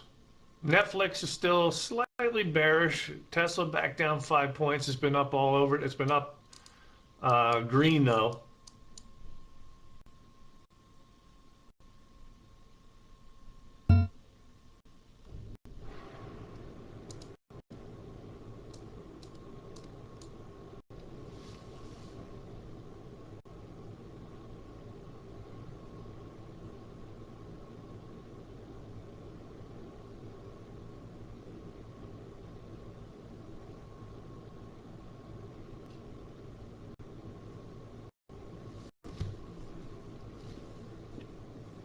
Anyway, be careful. Already, quick little rug pull. Quick little rug pull. Again, folks, this is going to be tricky. You can see what they're doing. I mean, futures tanked, and they ripped it. Then they ripped it to new highs. Now they're doing a little rug pull. It is going to be tricky, to say the least.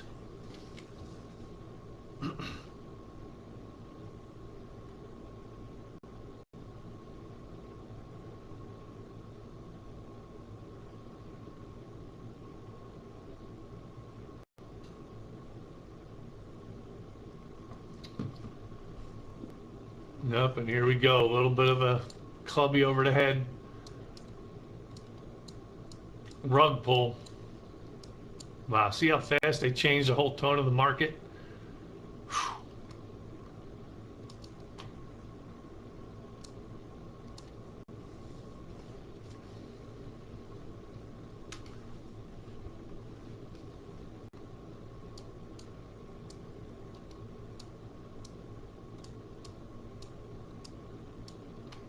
Anyway, we had a look above and fail at prior day's high. Could not get over 39.50. That's a major red flag, and now we're almost back to the open.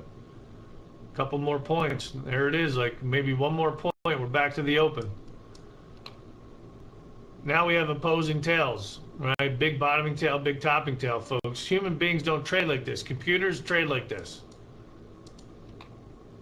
People get short, they squeeze them up. People get long, they rip it lower. Southern California Toyota dealers jammed down the 210. It's the 210 eastbound at Huntington where we have the carpool and two left lanes blocked. Apparently there was a car stopped in lanes there with a person slumped over the wheel and then came along and hit that. So apparently LA County Fire is actually performing CPR on this person. And this is not easy.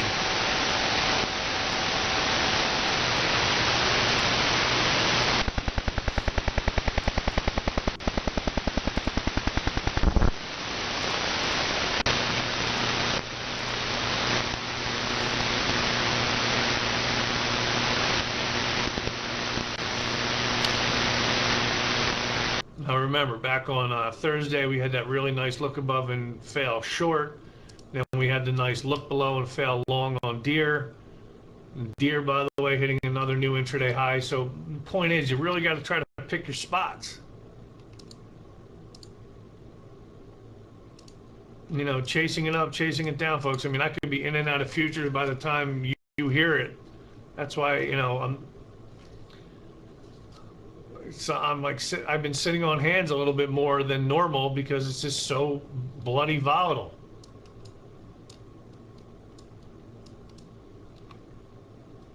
Anyway, we're back to the VWAP. It's kind of we're right back to the open.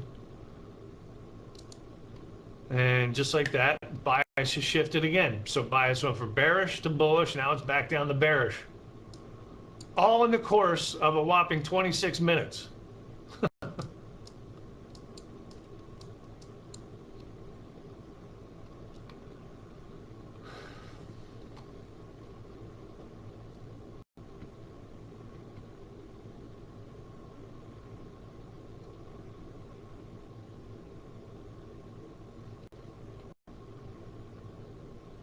Anyway, at least Bitcoin went back over 30 grand temporarily. Volatility, by the way, hovering around 30. Again, crude up over 110, just waiting for that breakout over 113.5, 114. Gold still kind of holding. Trend line right around 1850 would be an important line in the sand for gold. And now they're tanking it even more.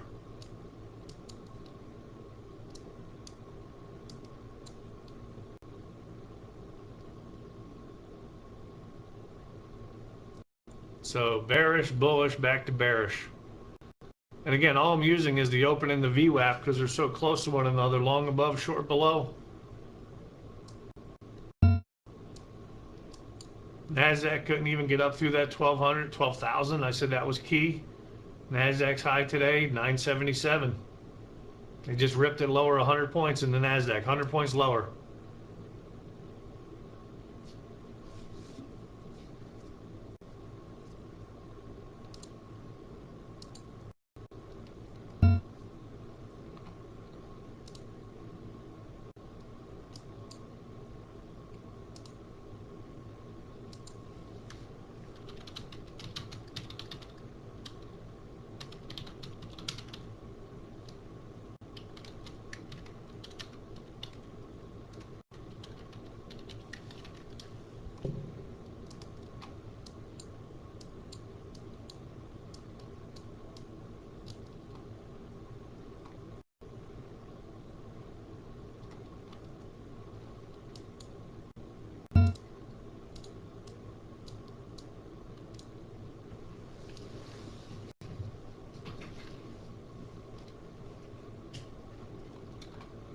Anyway, buy is still down right now. I mean, we're not at lows of the day, obviously, but you just saw what happened. Broke to new lows, popped to new highs. Now we're almost back down to the lows of the session. Right? This is insanity, folks. Again, trying to predict this, forget it. Go bang your head against the wall if you think anyone can kind of predict what they're doing right now. It's very, very difficult.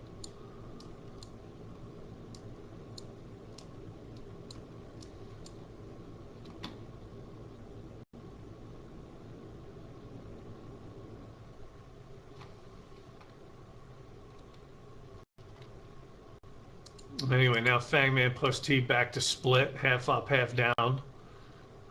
Core sector list is now back to a little bit more bearish. Breadth is now divergent.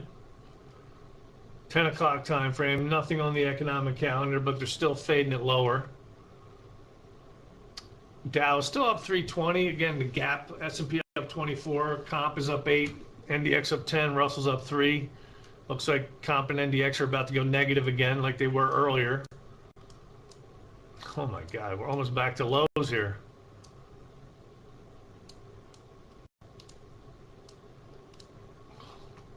$1.3 positive NYSE breadth, 1.3 negative NASDAQ. ICAD line still up, but only up 670. NASDAQ's down 530. NYSE tick down 460. NASDAQ tick down 500. Core sector list 8/3 to the bears and Fangman plus T. Microsoft, Apple, and Google up, but everything else down. Netflix, Tesla, Amazon, Nvidia, and Facebook. And just like that, we're back to lows. NASDAQ just broke to new lows, folks. NASDAQ broke to new lows. Friday's half back, by the way, is around 772. Friday's half back 772. Then we also have, obviously, the VWAP at 795. Could be a little bit of a look below fail at 795. Keep an eye on that. NQs. Shadow Trader pivot. Obviously, S&P, we're back to the low, back to the 200.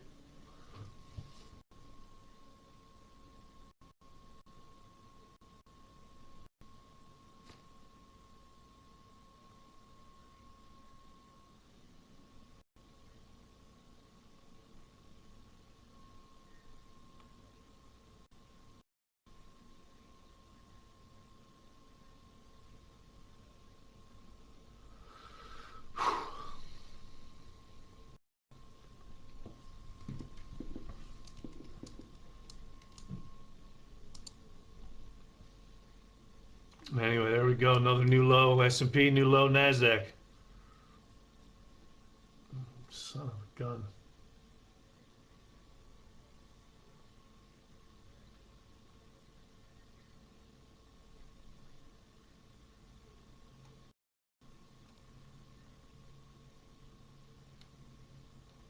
Anyway, there's a bounce off shadow trader pivot in the NQs. You had to be quick about it, folks, but it went to 94.5. Like I said, there's a bounce at 95, and there's already quick 5-10 points. Stop. It has to be break even. You got to move that quickly. But a little bit of a bounce off shadow trader pivot there in the NQs. Catch it that first time.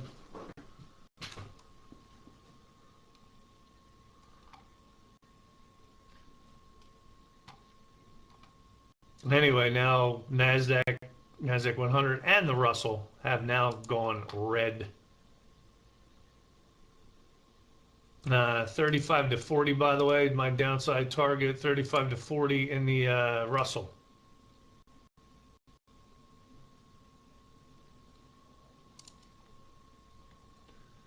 Yep, there's the bounce again.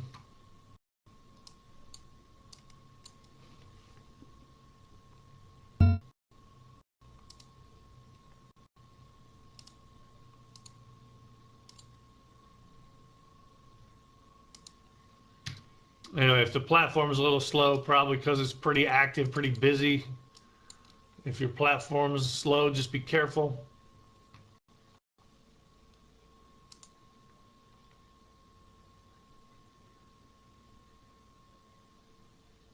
Again, prices are like skipping again.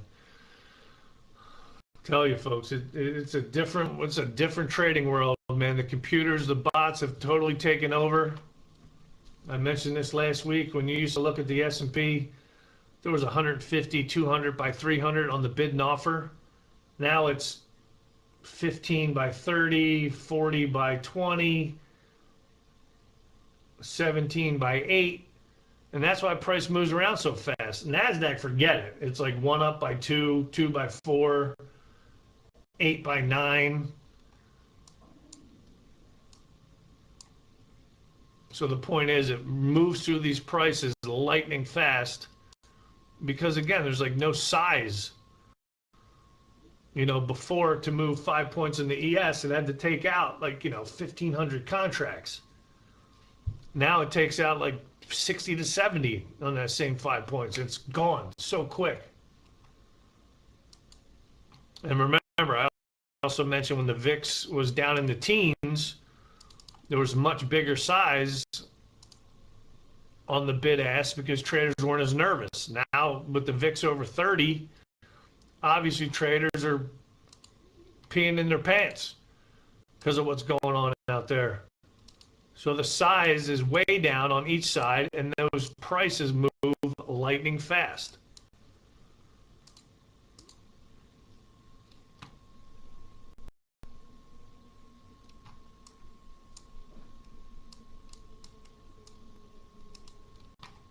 Anyway, I'm not saying there's not opportunity, folks, but, we're not a scalping show.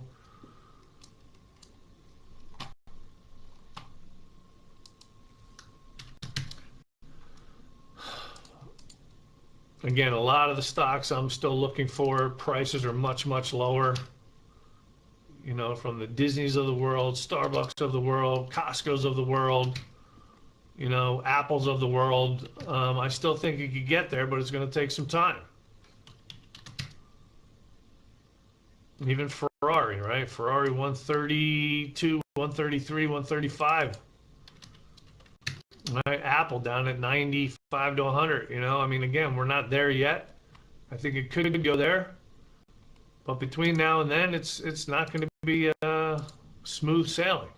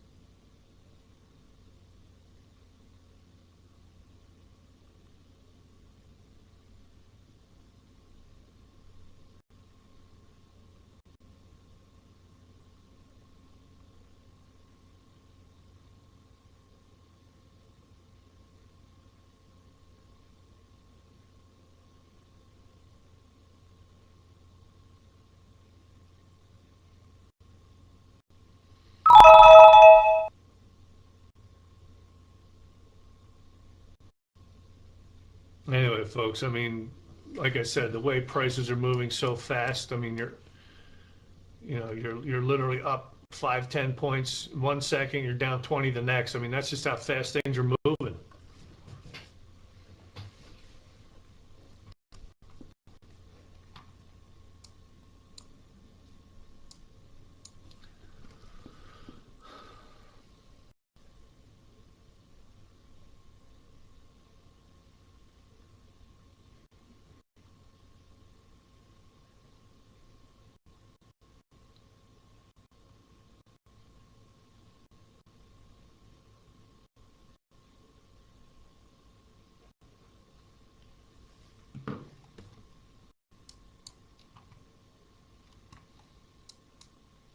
Man, NASDAQ bounced once again off 795.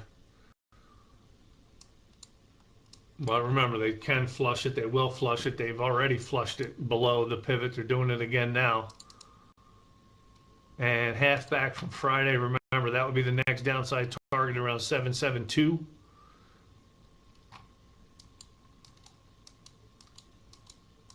Point of control doesn't come into play all the way until 569, and then obviously, Friday's low is 491.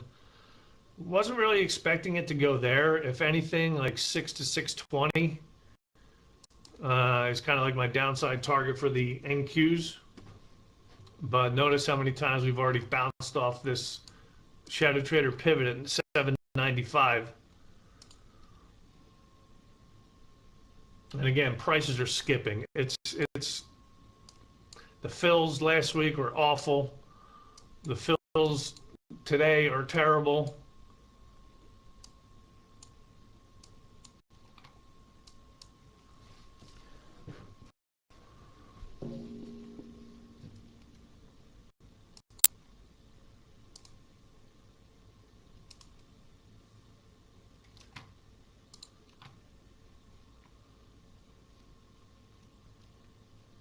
Anyway, we're squarely inside prior day's range, so we're still inside balance. It was a look above and fell yesterday's or Friday's high, broke to new lows, but obviously, I mean, nowhere even near the pivot. Obviously, we haven't gotten anywhere close to the point.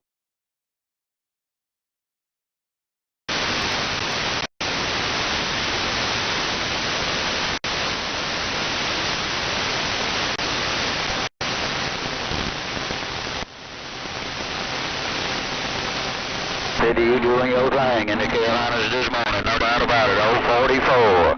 Sunshine on is the cut, man, and I got on down. Okay, I'm gonna get out of here, show you. You know what these horses sounding good down here in Alabama, no doubt. It's doing something. See what it goes, don't go along.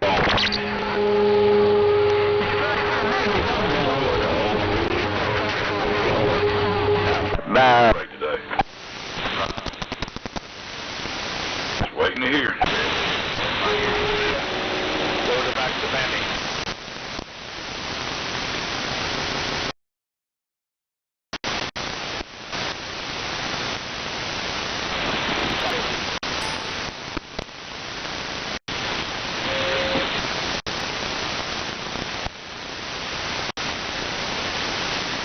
Slide that thing there. Frequency, hell, No, you're good. Yeah, I was wondering that, man, because I know y'all said about an oscillator and all that, but I didn't know that's another thing they have to do to it. But that's kind of disappointing, man. If you got a radio with a clarifier, that should be already unlocked, bud. Yeah, that moves a little bit. I went back up center. I'm center now, and you are off a little bit. So I think it's a 1 or 2 kcs. 445 up there. Keystone plugging on my ears, all right?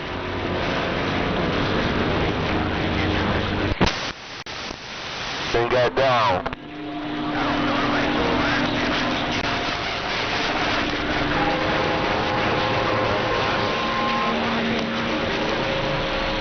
Well, how about that?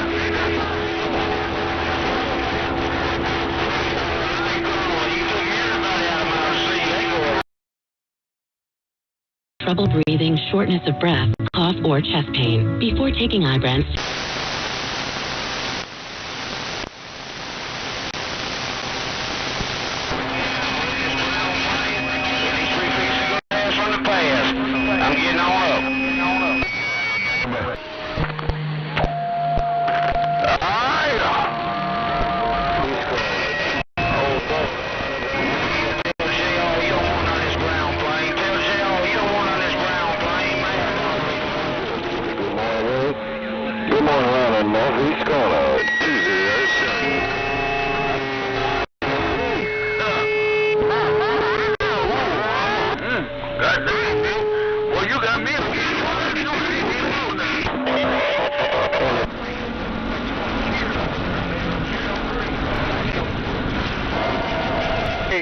I was on my ground. But anyway, we catch you later. Now, appreciate the fire. You pass the trail gate. Oh, follow this back out. You have a blessed day.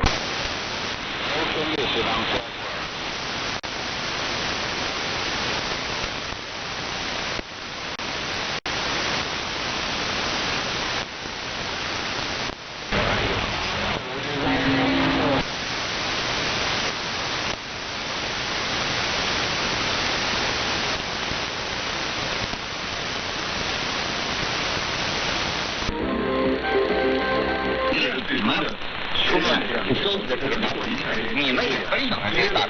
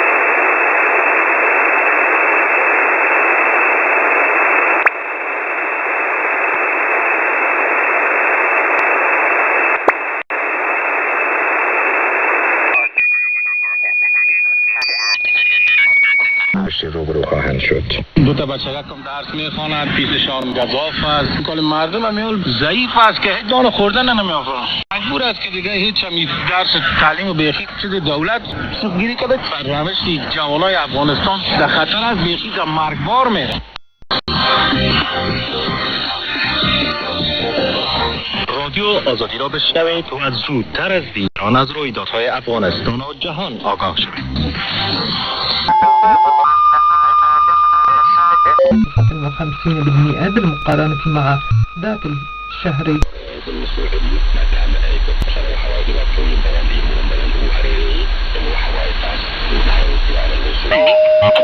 原来你可以说它是球场上的传奇，现在可以说是管理层的传奇。但其实它在这个管理层当中，它是一个什么样的作用呢？就是如果我们看到它的这个英文给它的定义的话，它叫 Technical Area Director， 我会叫技术总监。 Eu având deja experiența vieții din Franța, care evident 所以说，它的这个工作的层面不仅仅限于销售更是超过他们最高峰期的1.5万台，而在此之前，企业才刚刚从濒死线上走了一遭。我们的物流停滞之后，客户基本上是损失殆尽了，基本上企业是面临一个倒闭的一个状况。创业多年的成果即将。 What? 10 years old, going on 11? Yeah. Who raised you? You mentioned your mom is a big fan of Round Table. Well, she deserves a big medal for a good job well done, all right? And Kathy, your English is so amazing. Oh my God. And also, you're so articulate. I just can't believe we have such a young listener, and you're able to organize your thoughts so well and send it in the super sweet message. Aren't you guys just blown away? I was amazed by her pronunciation and her accent. You don't learn this in an office or in a classroom. You have to learn it from perhaps a native. Deci, în cadrul relațiilor internaționale, departament pe care îl coordonez, noi colaborăm foarte strâns cu organizații din sectoarele culturale. Должен был стать его наследником. Однако Цао Цао больше импонировал Цао Джей, потому что он обладал многими талантами. Был красавец westlich der Mündung des nördlichsten Donauarms Kilia. Il traduttore e giornalista Livio Tofana, emigrato nella Repubblica Federale della Germania agli inizi degli anni 70 ed ha cominciato a lavorare per Radio Europa Libera. Durante la pandemia Covid-19 Tofana ha pubblicato il volume Ci hanno tenuto in vita Radio Europa Libera 1970-1990, libro di memorie che riporta brani dagli archivi dell'ex Securitate, la polizia politica del regime comunista, sulla radio per cui ha lavorato. Tufan crede che Radio Europa Libera sia stata qualcosa di unico.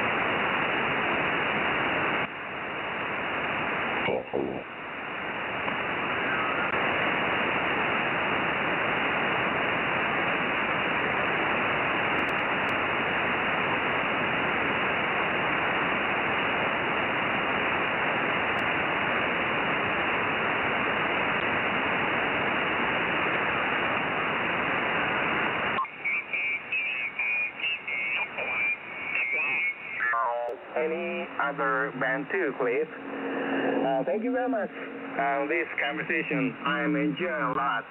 K5 Delta Alpha from JR8PYR. Thank you very much, Cliff. 73. Okay, Slag.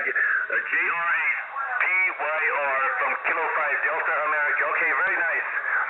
Yes, I can QRV to 17, 15, 12, 10 as well. And it makes it nice. And so, the more time you put into something, the more return that you get from that project, whatever. So, I spent lots of time with this quad, and lots of hours, many months. Approximately 2 to 3 months to build, and then 2 to 3 months to tune. So it's a long project, but so far it's worked out well for me. And so very nice to meet you, Slag. Good luck with your English. Good luck. Congratulations with your tower extension project. Congratulations on that as well. Your signal is unbelievable. 20 over S9, rock solid, no QSB. My pleasure meeting you. 73's Avogato. Good night there at 11 o'clock here in Las Vegas. At the moment, it is 7 o'clock, 7:22. So good night and a good morning. JR8 Papa Yellow Radio from Kilo 5 Delta America. 73. Okay, fine, please. Okay, 5DA from JR8PYR. Okay, very nice to meet you for the first contact. I am really enjoying a lot of this conversation, and so I appreciate your call. And you are also very, very strong and very stable. And so I am really looking forward to talking with you again at some future date, Cliff. Thank you very much. And I will QRT. This is JR8PYR, now closing down. K5, KTD. Okay, good luck to you. Good luck. Sweet, bye-bye. Denmark X-ray, NN7DX calling. You're doing good. One more flag. Okay, let's only one station, kilowatt India 5 Delta Bravo Victor. Let's see. 1 second, please. Kilowatt India 5 Delta Bravo Victor from Juliet Romeo 8 Papa. Okay, so Dave left all of his radios down here, antennas and radio. He didn't. He's going to be down there around the 4th of July, isn't he? Yeah, he said he'd be here around the 1st of July. He'll be back. Okay. Well, keep your eye on Cliff, Dave. If things don't turn around, you might need to renew your passport to get back down to Arizona.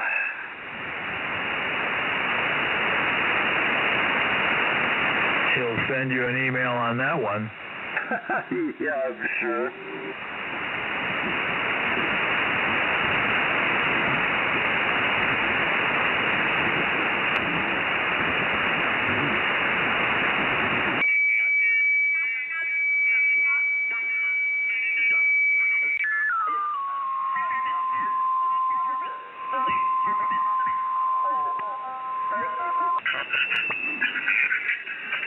中游刃有余，但是米兰双雄目前为止呢，他们可能还做不到。而国际米兰其实这个赛季我们提到就是从一些细节上受到了影响，这个最终败给 AC 米兰。除了米兰德比和自己的补赛失误之外，那其实欧冠对于他们来讲牵扯精力就是一个很重要的原因。因为当 AC 米兰队有的时候他可能前进不是特别顺的时候，国际米兰队打完了欧战之后自己回来，其实状态也不好，他也打不好。所以说双线作战对于阵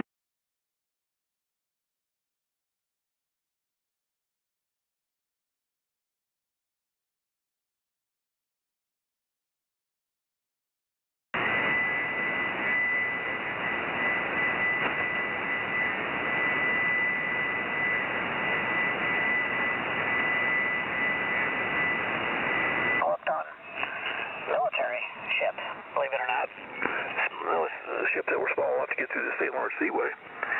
But it was an interesting area. Then we drove up through the route stayed along that hub the lakes all the way up to. He also was with the team in Germany, so he's been around for a long time. He's retired now, and I know his kids, and I've known him since he was 14. So I got this mixed. Really mixed picture of what these guys do, because now I ski with them and I see them with his kids, and it's like these are two completely different people, you know. You know, I suppose maybe depending on the extremes that they go to, which of course you could conjure up many iterations of that. Maybe they're a personality that can turn the light switch on and off. Well, what do you think, Terry? Well, I don't know. That's an interesting point. I have no acquaintances that are boat rides and all that other stuff, but it's a real interesting park, and we try to go there every time we're there, just to see what has changed and what's, and of course, our kids grow up. Jonathan's still sounding great. Signals are pretty good this morning. Another 30 minutes, they'll drop off like crazy here. 73 to all, 73 to all the Cracker Barrelers. We'll catch you on the early bird net. M3KLW sending it over to Mark, DLC. Thank you, Bob. M3KLW. This is Victor on 7 Delta Lima Charlie saying 7G, the Cracker Barrel net. I'll hang around for the early bird net, and with that, I'll send it to Dennis. N7DVN. W7DVN. Sorry, Dennis. Take it away from Victor on 7 Delta Lima Charlie. No worries, Mark. Victor Echo. There I go. Victor Alpha 7 Delta Lima Charlie. This is W7DVN saying 73s to everybody. And so I will go ahead and send it over to Ben. KA7PWN. Take it away. Well, thank you, sir. Thank you. Well, that's 7-3s to everybody. We'll probably catch a few of you on the early bird net there with Steve, and he's moving right in here. Got a lot of noise in here, as usual. For some reason, it must be the location. And so 7-3s for now. Looks like we're getting pretty close to the end of the hour. So we'll turn that over to DNE there in, I think, Bridge Springs, Nevada. All right, thanks, Dick. Thanks, Ben. I love your Indian.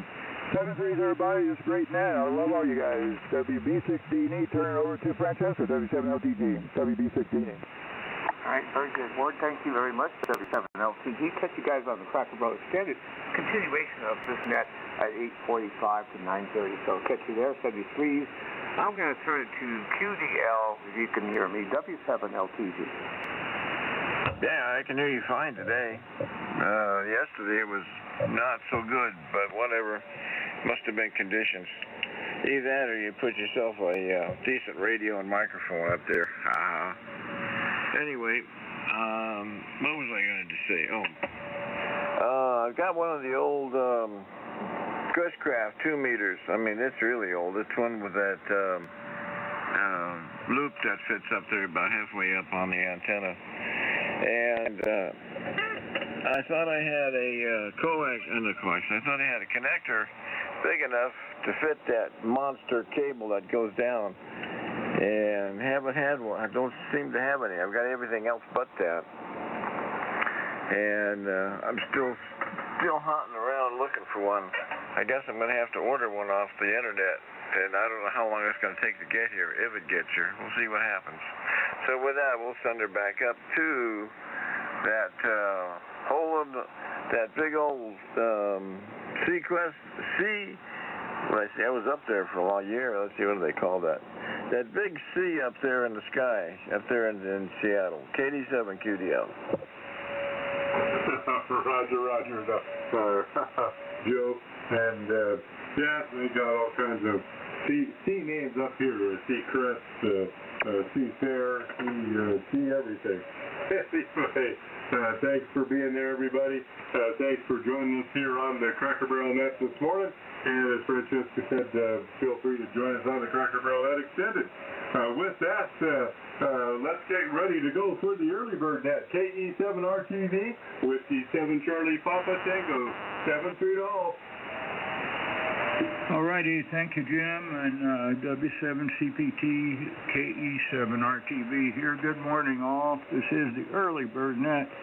Welcome to Monday. We meet every morning, 7 days a week on this frequency, 7.185.5, and we welcome any station would like to check in. Just give us your call sign and you're in when you hear your state called, that is, and we'll put you on the log, and then once you're on the log, you'll get a couple chances to transmit. So that's the way it works. Let's get started.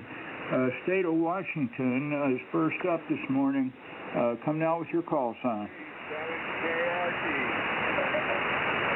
AG7BYJ. Alpha Golf 7, Echo Romeo. Whiskey 7 Charlie Papa Tango. All righty, thank you all. K7KRT, KG7, Kilo Golf 7, Bravo Yankee Juliet, Alpha Golf 7, Echo Romeo, and Whiskey 7, Charlie Papa Tango. Any other Washington check-ins? Come now. KG7, BYJ. Yeah, you're checked in, Ken, QSL. From here, Steve, but it's light and rough. Okay, how copy, Jim? I'm not getting out okay? Yeah, you're doing fine. I think the band dropped just a little bit, but you're still S7, S8 direct. And got you in there, Ken, BYJ. Back to you, Steve. Okay, well, I think Ken is using not his usual antenna. So anyway, let's move on. States east of Montana, or the 7 area code. Come now. Whiskey 4, India, Foxtrot, India.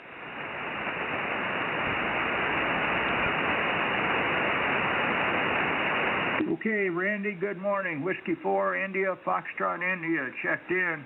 One more call, states east of Montana. Come now.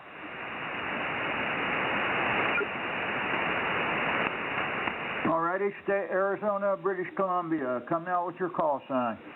Victor Alpha 7, Delta Lima Charlie. N3 KOW. W0RSR. Alrighty, Delta Lima Charlie, Kilo Lima Whiskey, and RSR, Radio Sierra Radio. Any other check-ins? Arizona, British Columbia.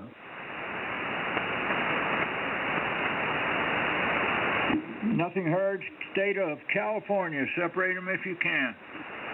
Uniform Mike Charlie. Kilo 6 Romeo Papa X-ray. W87 Colvette. W6 Whiskey. WB6 NPM.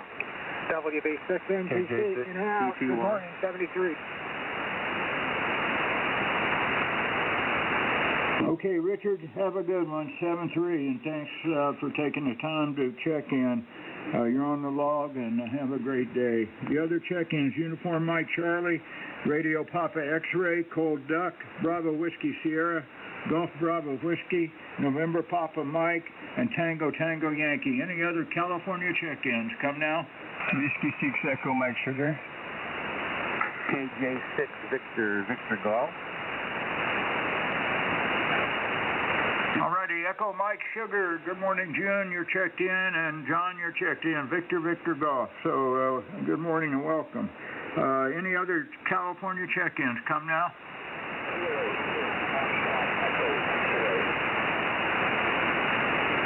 Ooh, that's a light one. I'll go to the radio before I ask for relays, so try it one more time, please.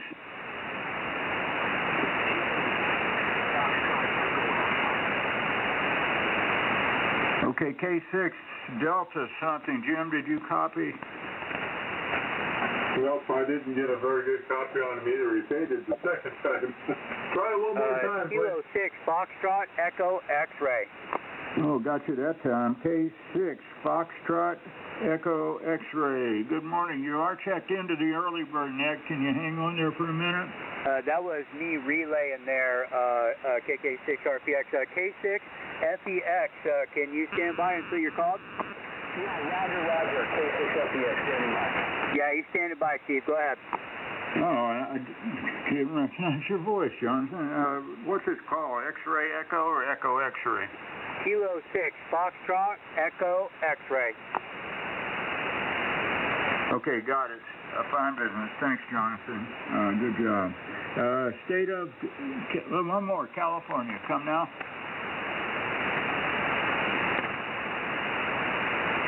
Okay, moving on. State of Idaho. Come now with your call sign. Alpha Echo 7, Hotel Zulu. Whiskey Bravo 7, Market Lake. Holy mackerel, Richard. Been a while. Whiskey Bravo 7, Market Lake. You're checked in. Good morning, Larry. You're checked in. Alpha Echo 7, Hotel Zulu. One more call for check-ins. State of Idaho. Come now. Okay, nothing heard. Montana and Nevada. Come now with your call sign. Whiskey Alpha 7, Kilo Whiskey. Whiskey Bravo 6, Delta November Echo.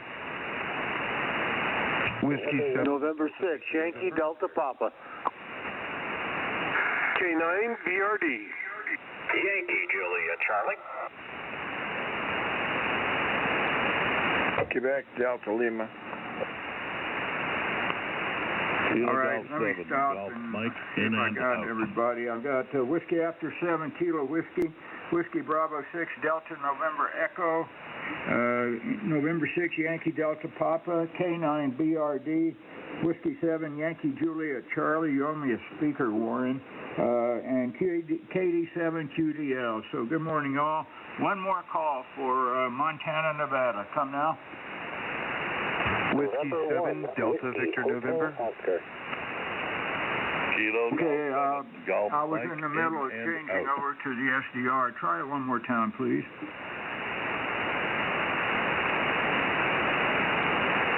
Station has just checked in. Give me your call again, please. Whiskey 7, Delta Victor November. All right, Dennis, you're checked in. Whiskey 7, Delta Victor November. Got you on the log. Stand by. Any other check-ins? Montana, Nevada. Come now. Golf Mike in and out. Golf Mike, you're checked in, John. Hang on there a sec. Kilo Golf 7, Golf Mike. Checked in. QSL, John? Yeah, I'll be in and out. I don't know what's going on with Haley today, so 73, have a great day. All right, you do the same, John. 7-3. Say hi to Haley for us. One more call for Montana, Nevada. Relay. Okay, state of Oregon. Come now with your call sign. K9 CZI. Kilo Alpha 7, Papa Whiskey November.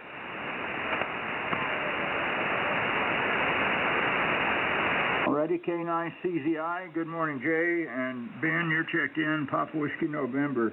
One more call for Oregon. Come now. Let's do it this way. Oregon and Utah. Come now.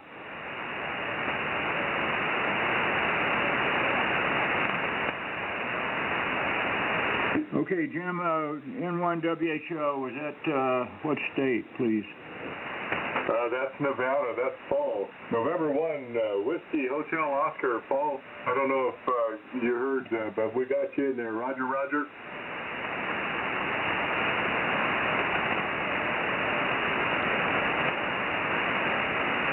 Well, he was in there in the pile-up, but at any rate, back to you, Steve. All right, thanks. November 1, Whiskey Hotel Oscar. Are you checking into the early bird?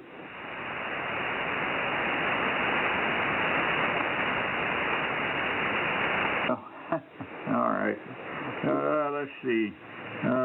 One more call. Where were we? Oregon or Utah? Come now.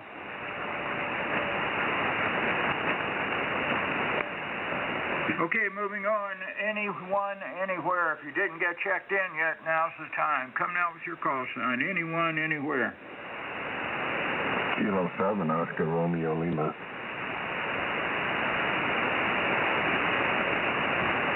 Morning, Dan. You're checked in. K7, Oscar Romeo Lima. Stand by. One more call. Anyone, anywhere, any relays. Come now.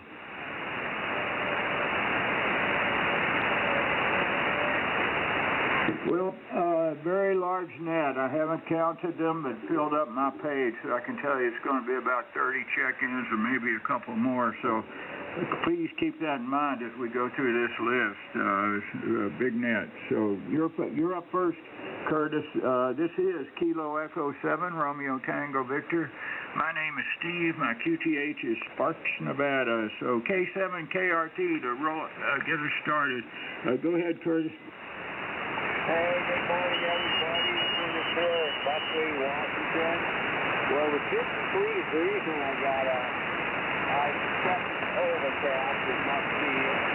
They say the next 2 weeks, according to NOAA, lady Joe weather, we're going to be wetter and colder than usual. So eventually we'll see some spring. I just don't We saw some over the weekend, but it was a light. It did get up to 78 degrees here yesterday, but it will go back into the wet, drizzly weather again. It's just, boy, we just haven't had much wind yet. So I have a feeling we're going to get a late summer, maybe not till July. It's probably going to be on. Anyway, have my... So, Lou, let's see if that generates any thoughts. KW2, KEW.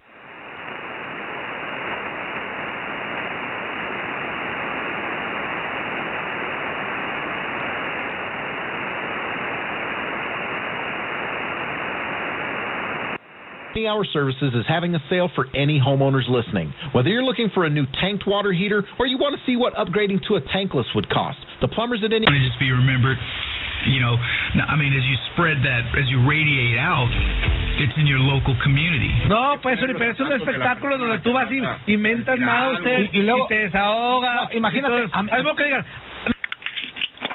Además de... No, pues Zuli, te voy a platicar una vez lo que pasó. No, Zuli. Una vez lo que pasó. Estábamos así, en un entrenamiento, no voy a decir de dónde. Estamos en un entrenamiento y había una persona que... ¡Eres bien malo!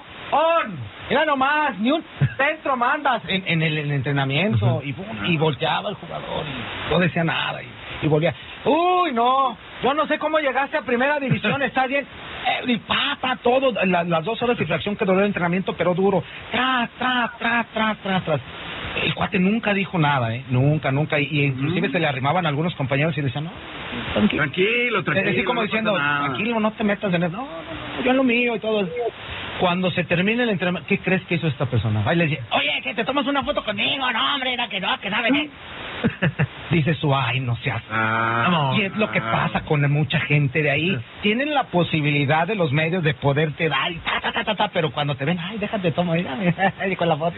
Sí. Y luego al rato, ay, me tomé la foto con el chichatronco. O sea, y eso es lo malo de la situación. No sabes en realidad la situación, pero si te gusta hablar. Y ahí está con la cuestión del chícharo, ¿no? Claro, a todos les gusta opinar, pero bueno, pues ahora sí que se ha hecho muy viral. How could I set them on the right track with their faith? Thank you very much, you.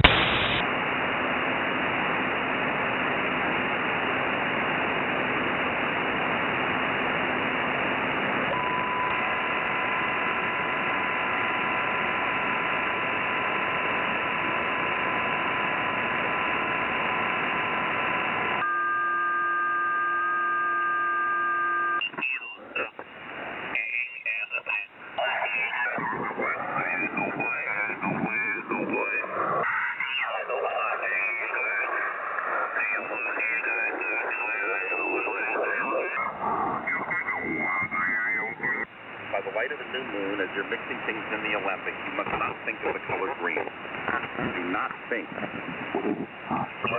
Use that in the group, K7KF. Take care, Steve. W0PZ, QSY.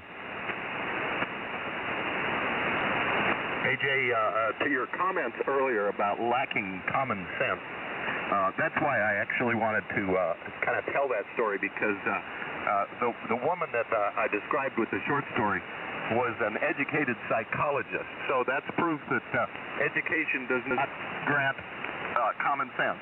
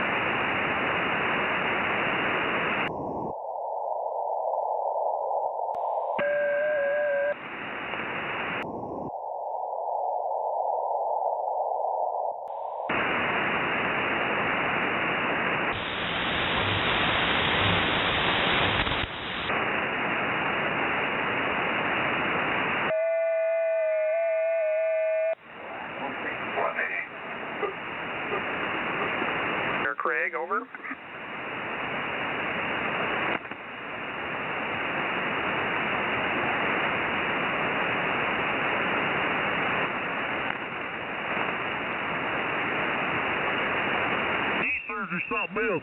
My wife went through 2 of them, and it ain't made her no better, Roger. Yeah, same with my wife. Yeah, they say they can make you better, but I don't believe it unless good Lord's got a hand in it, Roger. That hasn't helped for her either, so I don't think either of them work. Yeah, Roger. All right, well, y'all take care. I just happened to hear you talking to that mobile out there, and it sounded good. And 73 is all. Take care. Enjoyed it, and got to go find me some breakfast, or brunch, or however you want to call it. 73 to both of you. AJ 4N. AJ 4N, WRAP 73, Bobby. Have a good morning. Yeah, 73's, Bobby. NE7AL. Yes, sir, there. Yeah, you take care out there. Like I said, safe travels to you, and stay safe. AJ 4N.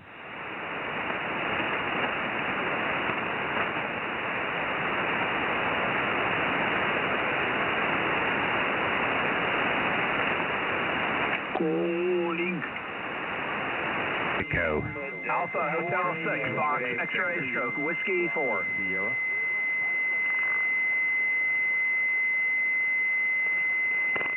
Even more, but that's pretty normal for what you get out of the, for what you get out of the 4-element stepper.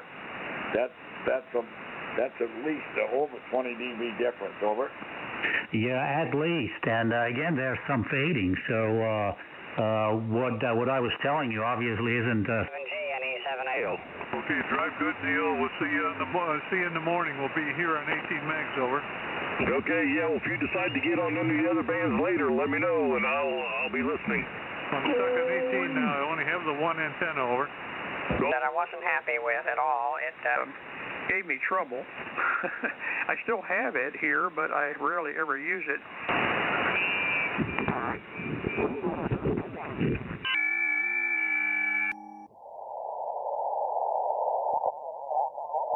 And Cliff, W5PIX, WA6LJS. You're about an S. I'm in. Calling in down low as usual. Have no calls. All right, got you with no calls. Good to hear you, Paul. Thank you.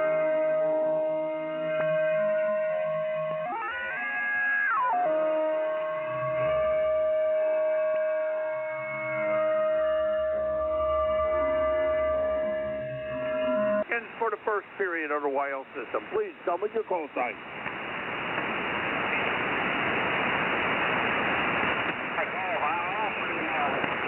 Another 250 take up the play service, but he turned me down, so maybe we'll be in on Echo Link here this 66, I think. Man, I don't know. There's a memorial service at noon.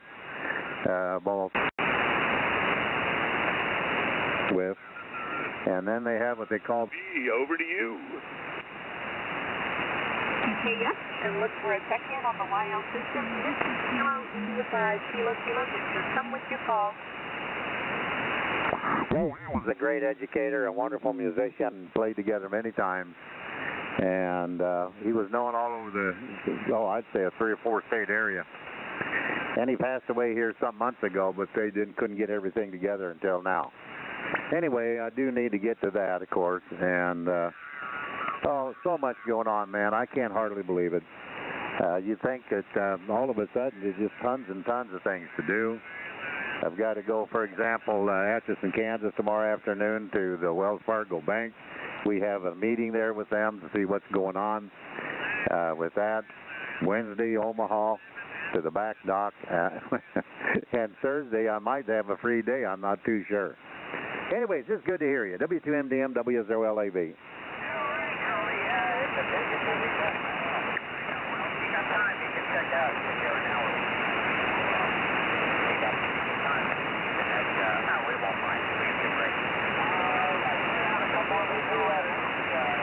Welcome letters to the two fellows that were in for the first time, and I think that's who they are. But they went out, and a great thing happened.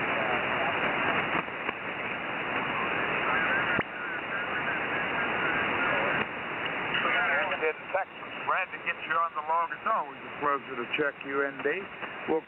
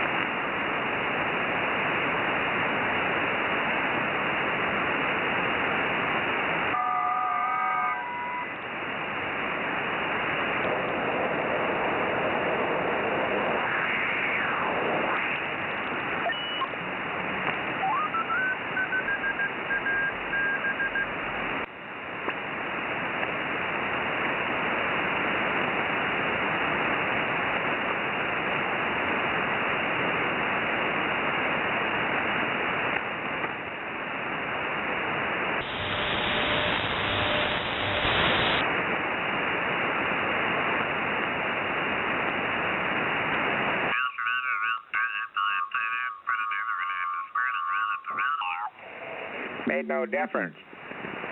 Now on 20 and, you know, going on up from 20, everything is fine.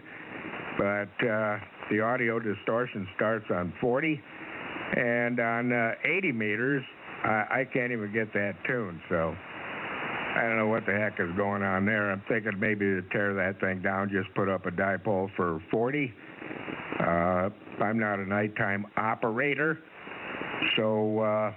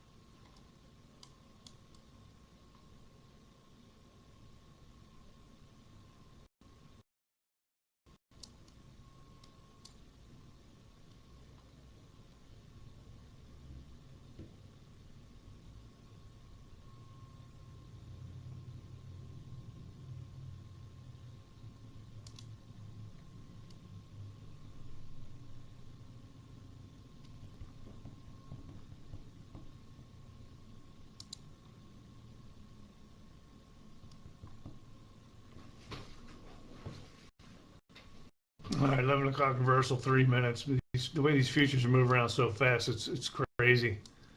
I mean, they're literally skipping ticks, skipping prices.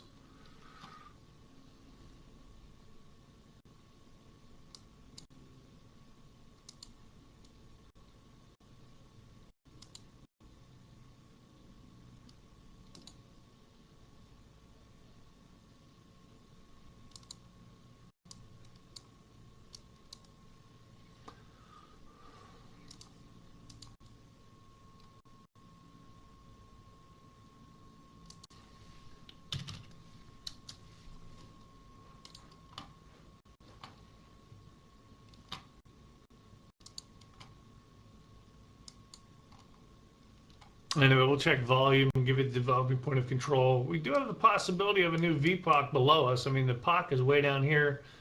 38, 30 half. Internals are mixed to slightly bullish. You know, just looking at nicey breadth, the AD lines, the ticks, things like that. The gap still holding, meaning, you know, we're above Friday's close. So we could theoretically put a new VPOC in below. It's not that that's the end all be all. We still have a whole boatload above us.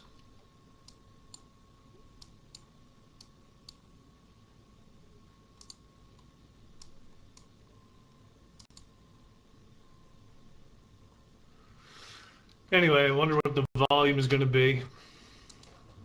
We'll know soon enough. Futures, you know, definitely won't be close to 1 million.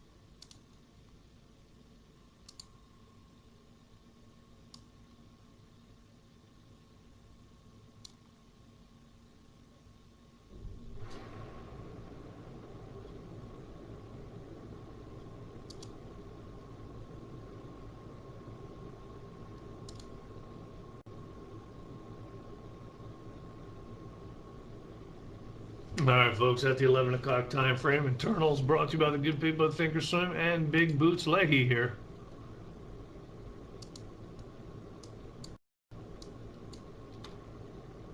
Volume on the New York Stock Exchange,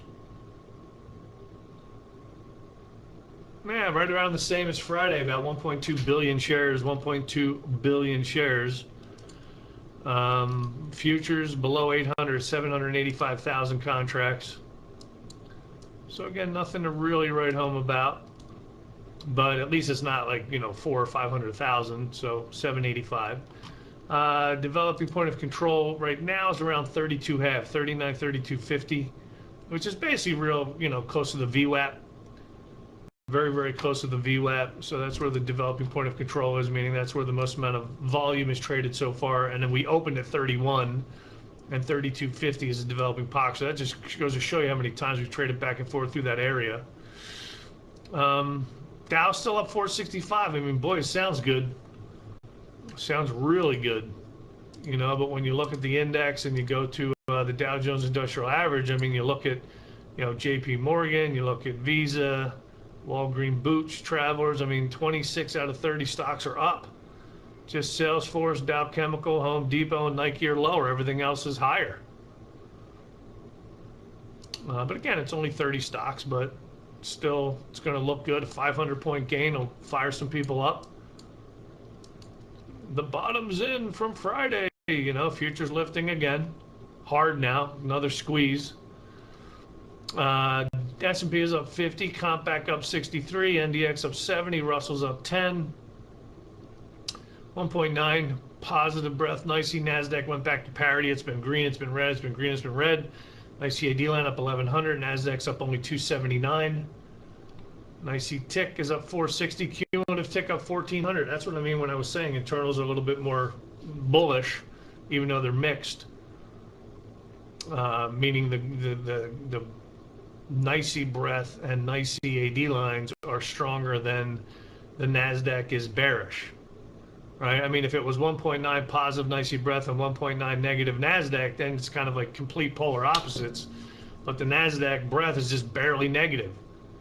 You know, NASDAQ 80 line is now positive 280, so there you go. Nicey tick up 1,400. NASDAQ ticks up about 200. Core sector is 8/3 to the bulls. Financial sector, obviously we talked about Citigroup, Bank of America, Wells Fargo, Energy, ExxonMobil, right? New 5-6 year high in Exxon. Technology, right? XLK, consumer staples, industrials, healthcare, all up. Just consumer discretionary and real estate down right now. And then Fangman plus T, a little bit more bullish. Apple, talked about that. You know, traders definitely jumping into Apple back over 140, which is key. Microsoft, Google, Facebook, Tesla, green, Amazon, Netflix, Nvidia to the downside.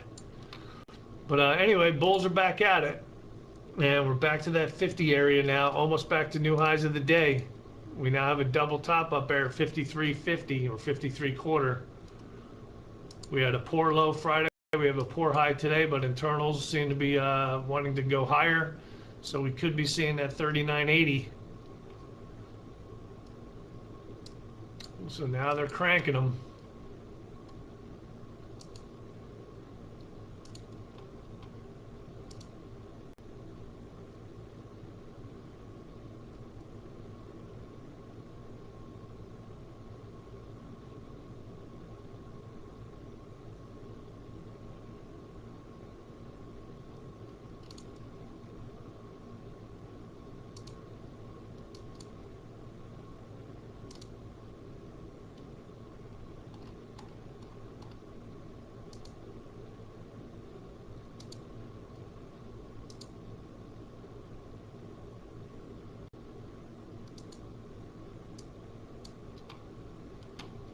And poor high is now repaired. Also, don't forget we have those single prints from Thursday up at 39.86, and that, of course, is above that first target. Well, first target is 50, which we're now above. We're also now above overnight high.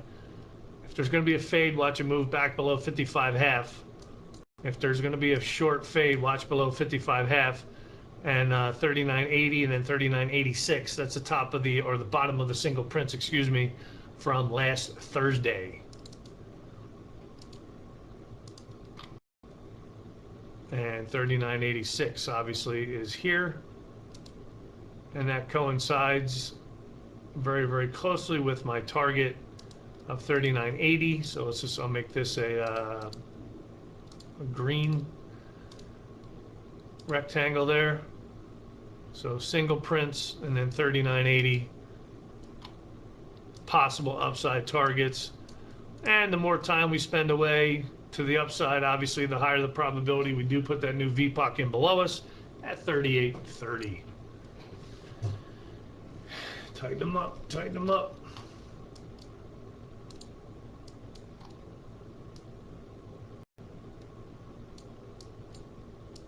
NASDAQ, by the way, nowhere close to its overnight high, but even the NASDAQ's trying to get some things going here. Remember, 12,000 to 1220 could bring us to that 12,050 area, which is Friday's high.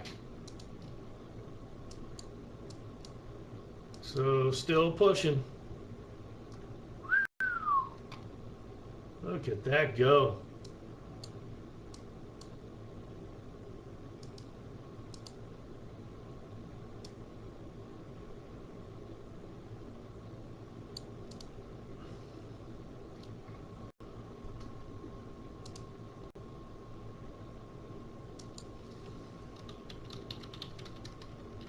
Yeah, the guy from Guggenheim said Bitcoin could go below 10 grand, even to 8. But at least for now, Bitcoin's holding 30 grand. Bitcoin is holding 30,000.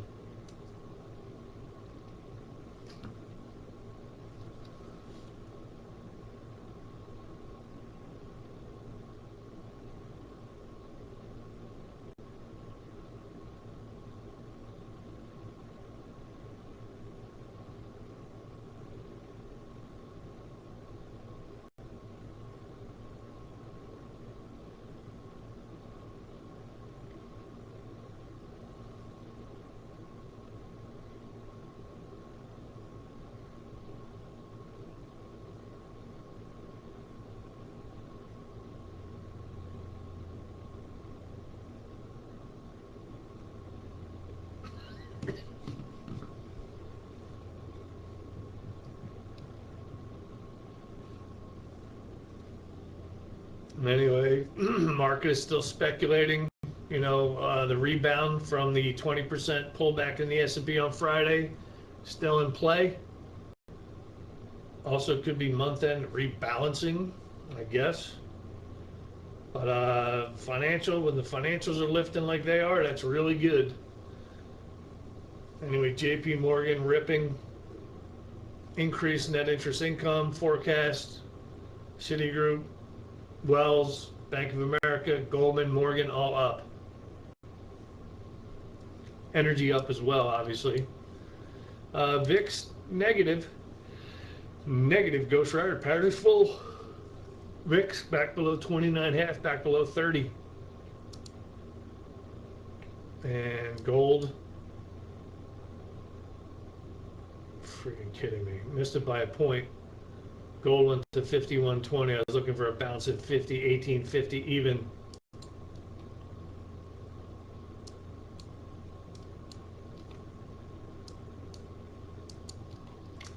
Anyway, NASDAQ 3 contracts traded up at the high. S&P 269 contracts traded up at the high. And be careful now. There's a look above and fail. Overnight high, 55.5. So there's a tiny little short right out.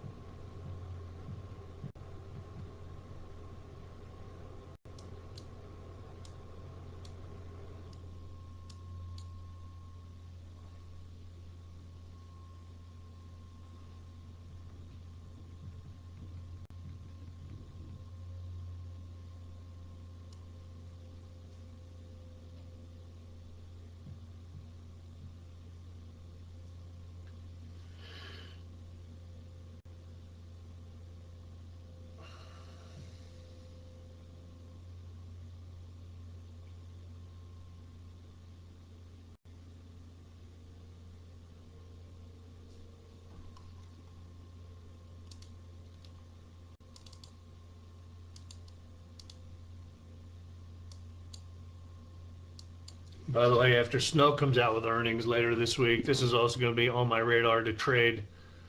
This comes out on Wednesday after the bell.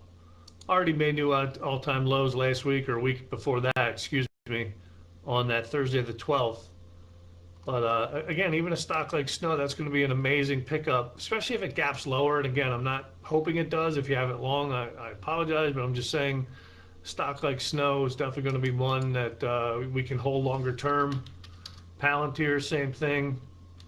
And then in the EV space, like the Rivians and the Lucids, etc. There's going to be a ton of tremendous opportunities should this market break lower. And again, I don't mean to be Debbie Downer, but I think it is going to break lower, especially going into the summer months. June, the Fed, next month the Fed stops their money printing.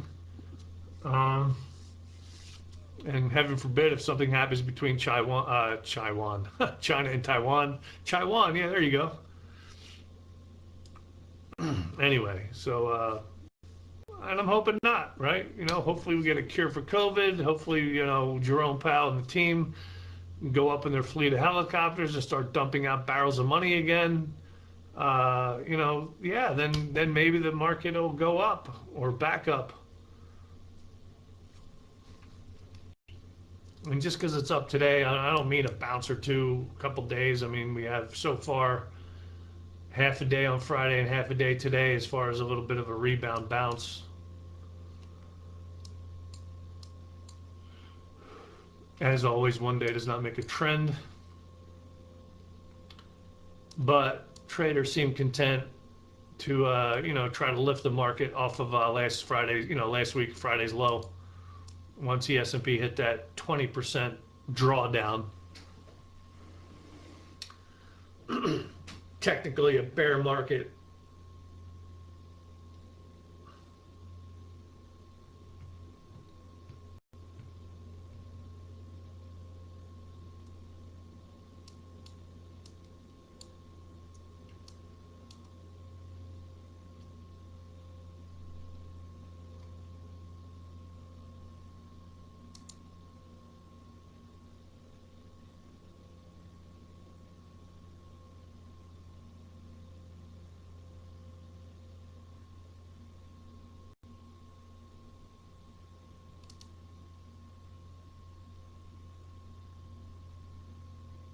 Yeah, I mean, the way these futures are jumping around, skipping price, it's crazy.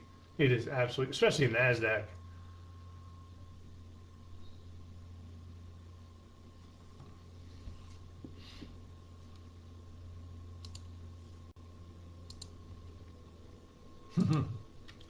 Man, pigs will fly. Maybe they'll be dumping the money. I don't know. Yeah, all that stuff very unlikely to happen, but anyway, oversold bounce continues. S&P back to the highs. NASDAQ trying.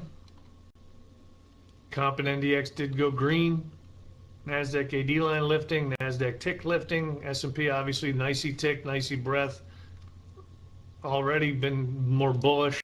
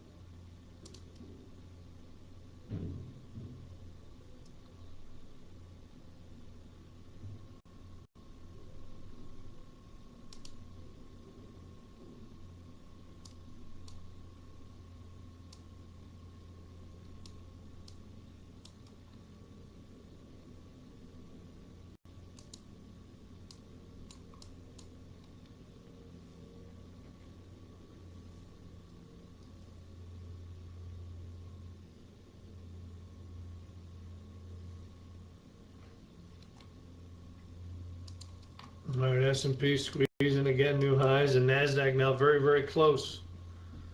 NASDAQ very close to that early morning high.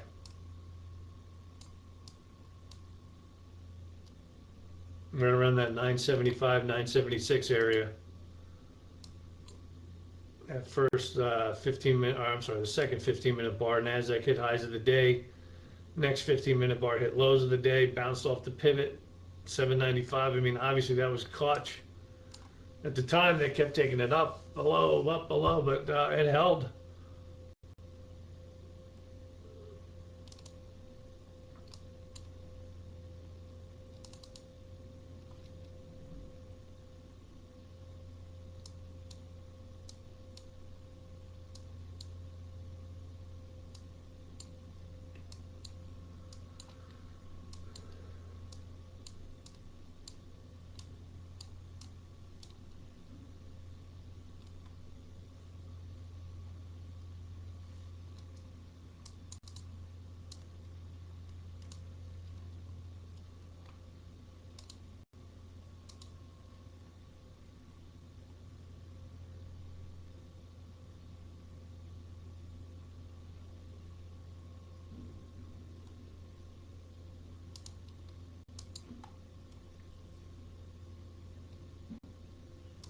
Anyway, both ExxonMobil and ConocoPhillips new model.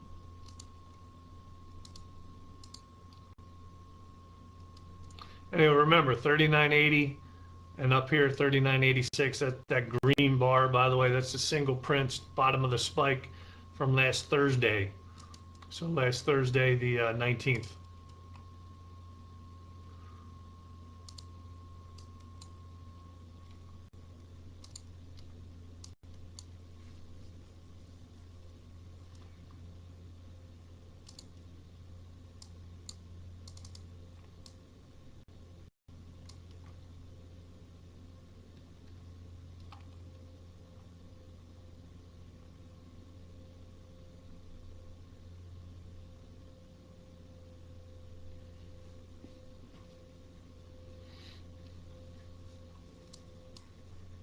Anyway, 64 quarter, not bad. New high, 64 quarter.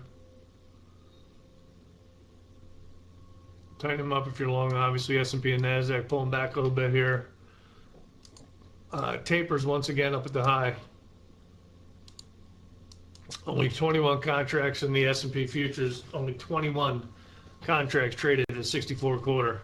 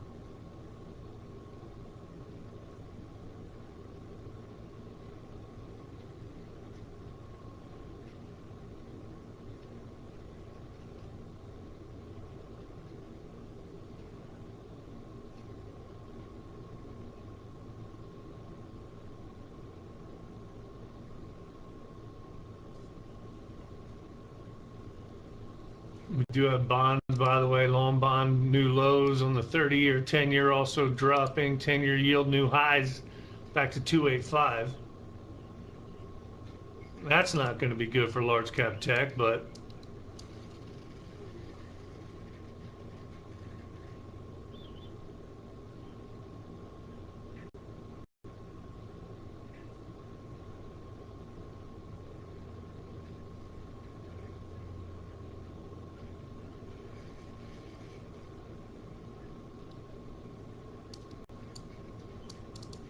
again, folks, I don't know if this little bounce from Friday's low is going to be another 2 hours, 2 days, or 2 weeks.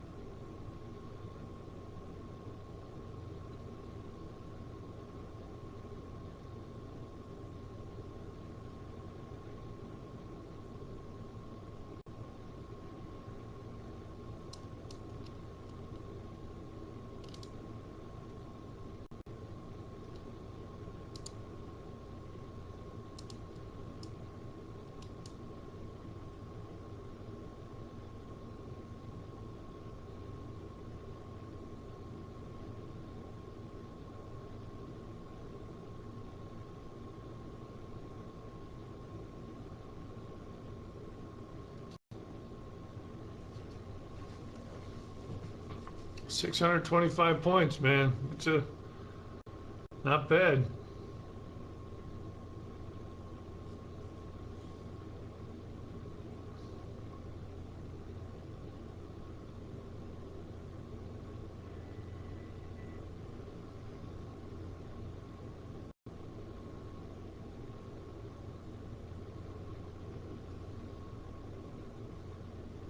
You know, meaning it sounds awfully good.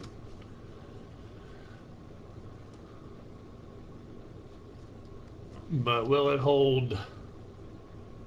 Heck, even Disney's up 50 cents.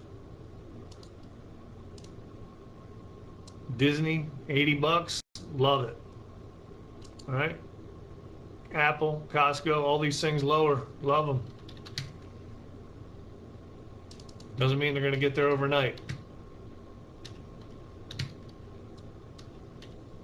And also DD, that DIDI company out of China, going to be delisting its American Depository Receipts. Still 53 million shares volume traded today, but this will delist. It was announced this morning. So they plan to file a Form 25 at the U.S. Securities and Exchange Commission on or after June 2nd to delist its American Depository shares from the NYSE, which is expected to occur about 10 days after the effectiveness of the Form 25.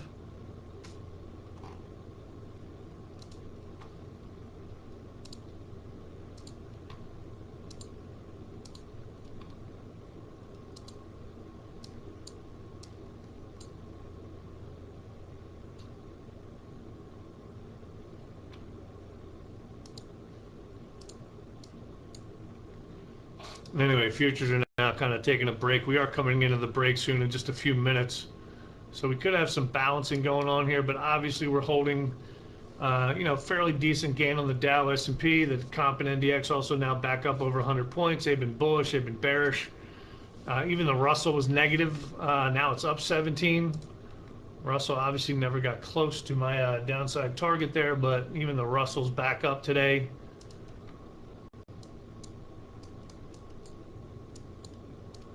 So again, market's still being supported off that Friday low, that kind of oversold bounce. Still in effect.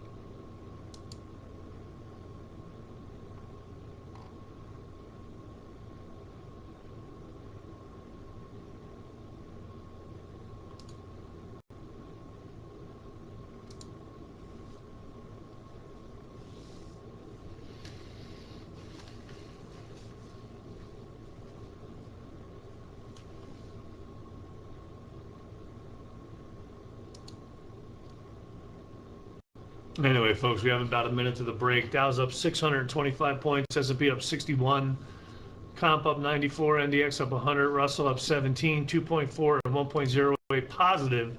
NYSE and NASDAQ breadth. NYSE AD line, healthy 1300, not bad. Started 1500, went down to up 400, now back to 1300. NASDAQ kind of had that same roller coaster, up, down a little bit. Did go negative, but now it's back up to 500. NYSE tick, cumulative tick is now 2100. So definitely, like I said earlier, the internals are more bullish. They were split. Now they're obviously green across the board. And NYSE tick, cumulative tick is now 2100. That's pretty good. And core sectorless was 9/2 to the bears. Now it's 10/1 to the bulls. Only consumer discretionary down a little bit from the open. But financial, energy, technology, man, cranking. Fangman plus T split. Amazon, Netflix, Nvidia, Tesla down. Apple, Microsoft, Google, and Facebook are both higher. So in any event, folks, look, that's going to do it for the morning session. Enjoy your break, whether it's breakfast, lunch, or dinner. Still could target 3980 to 3986, and then possibly $4,000. You know, again, oversold bounces happen all the time in bear markets, just like pullbacks happen in bull markets.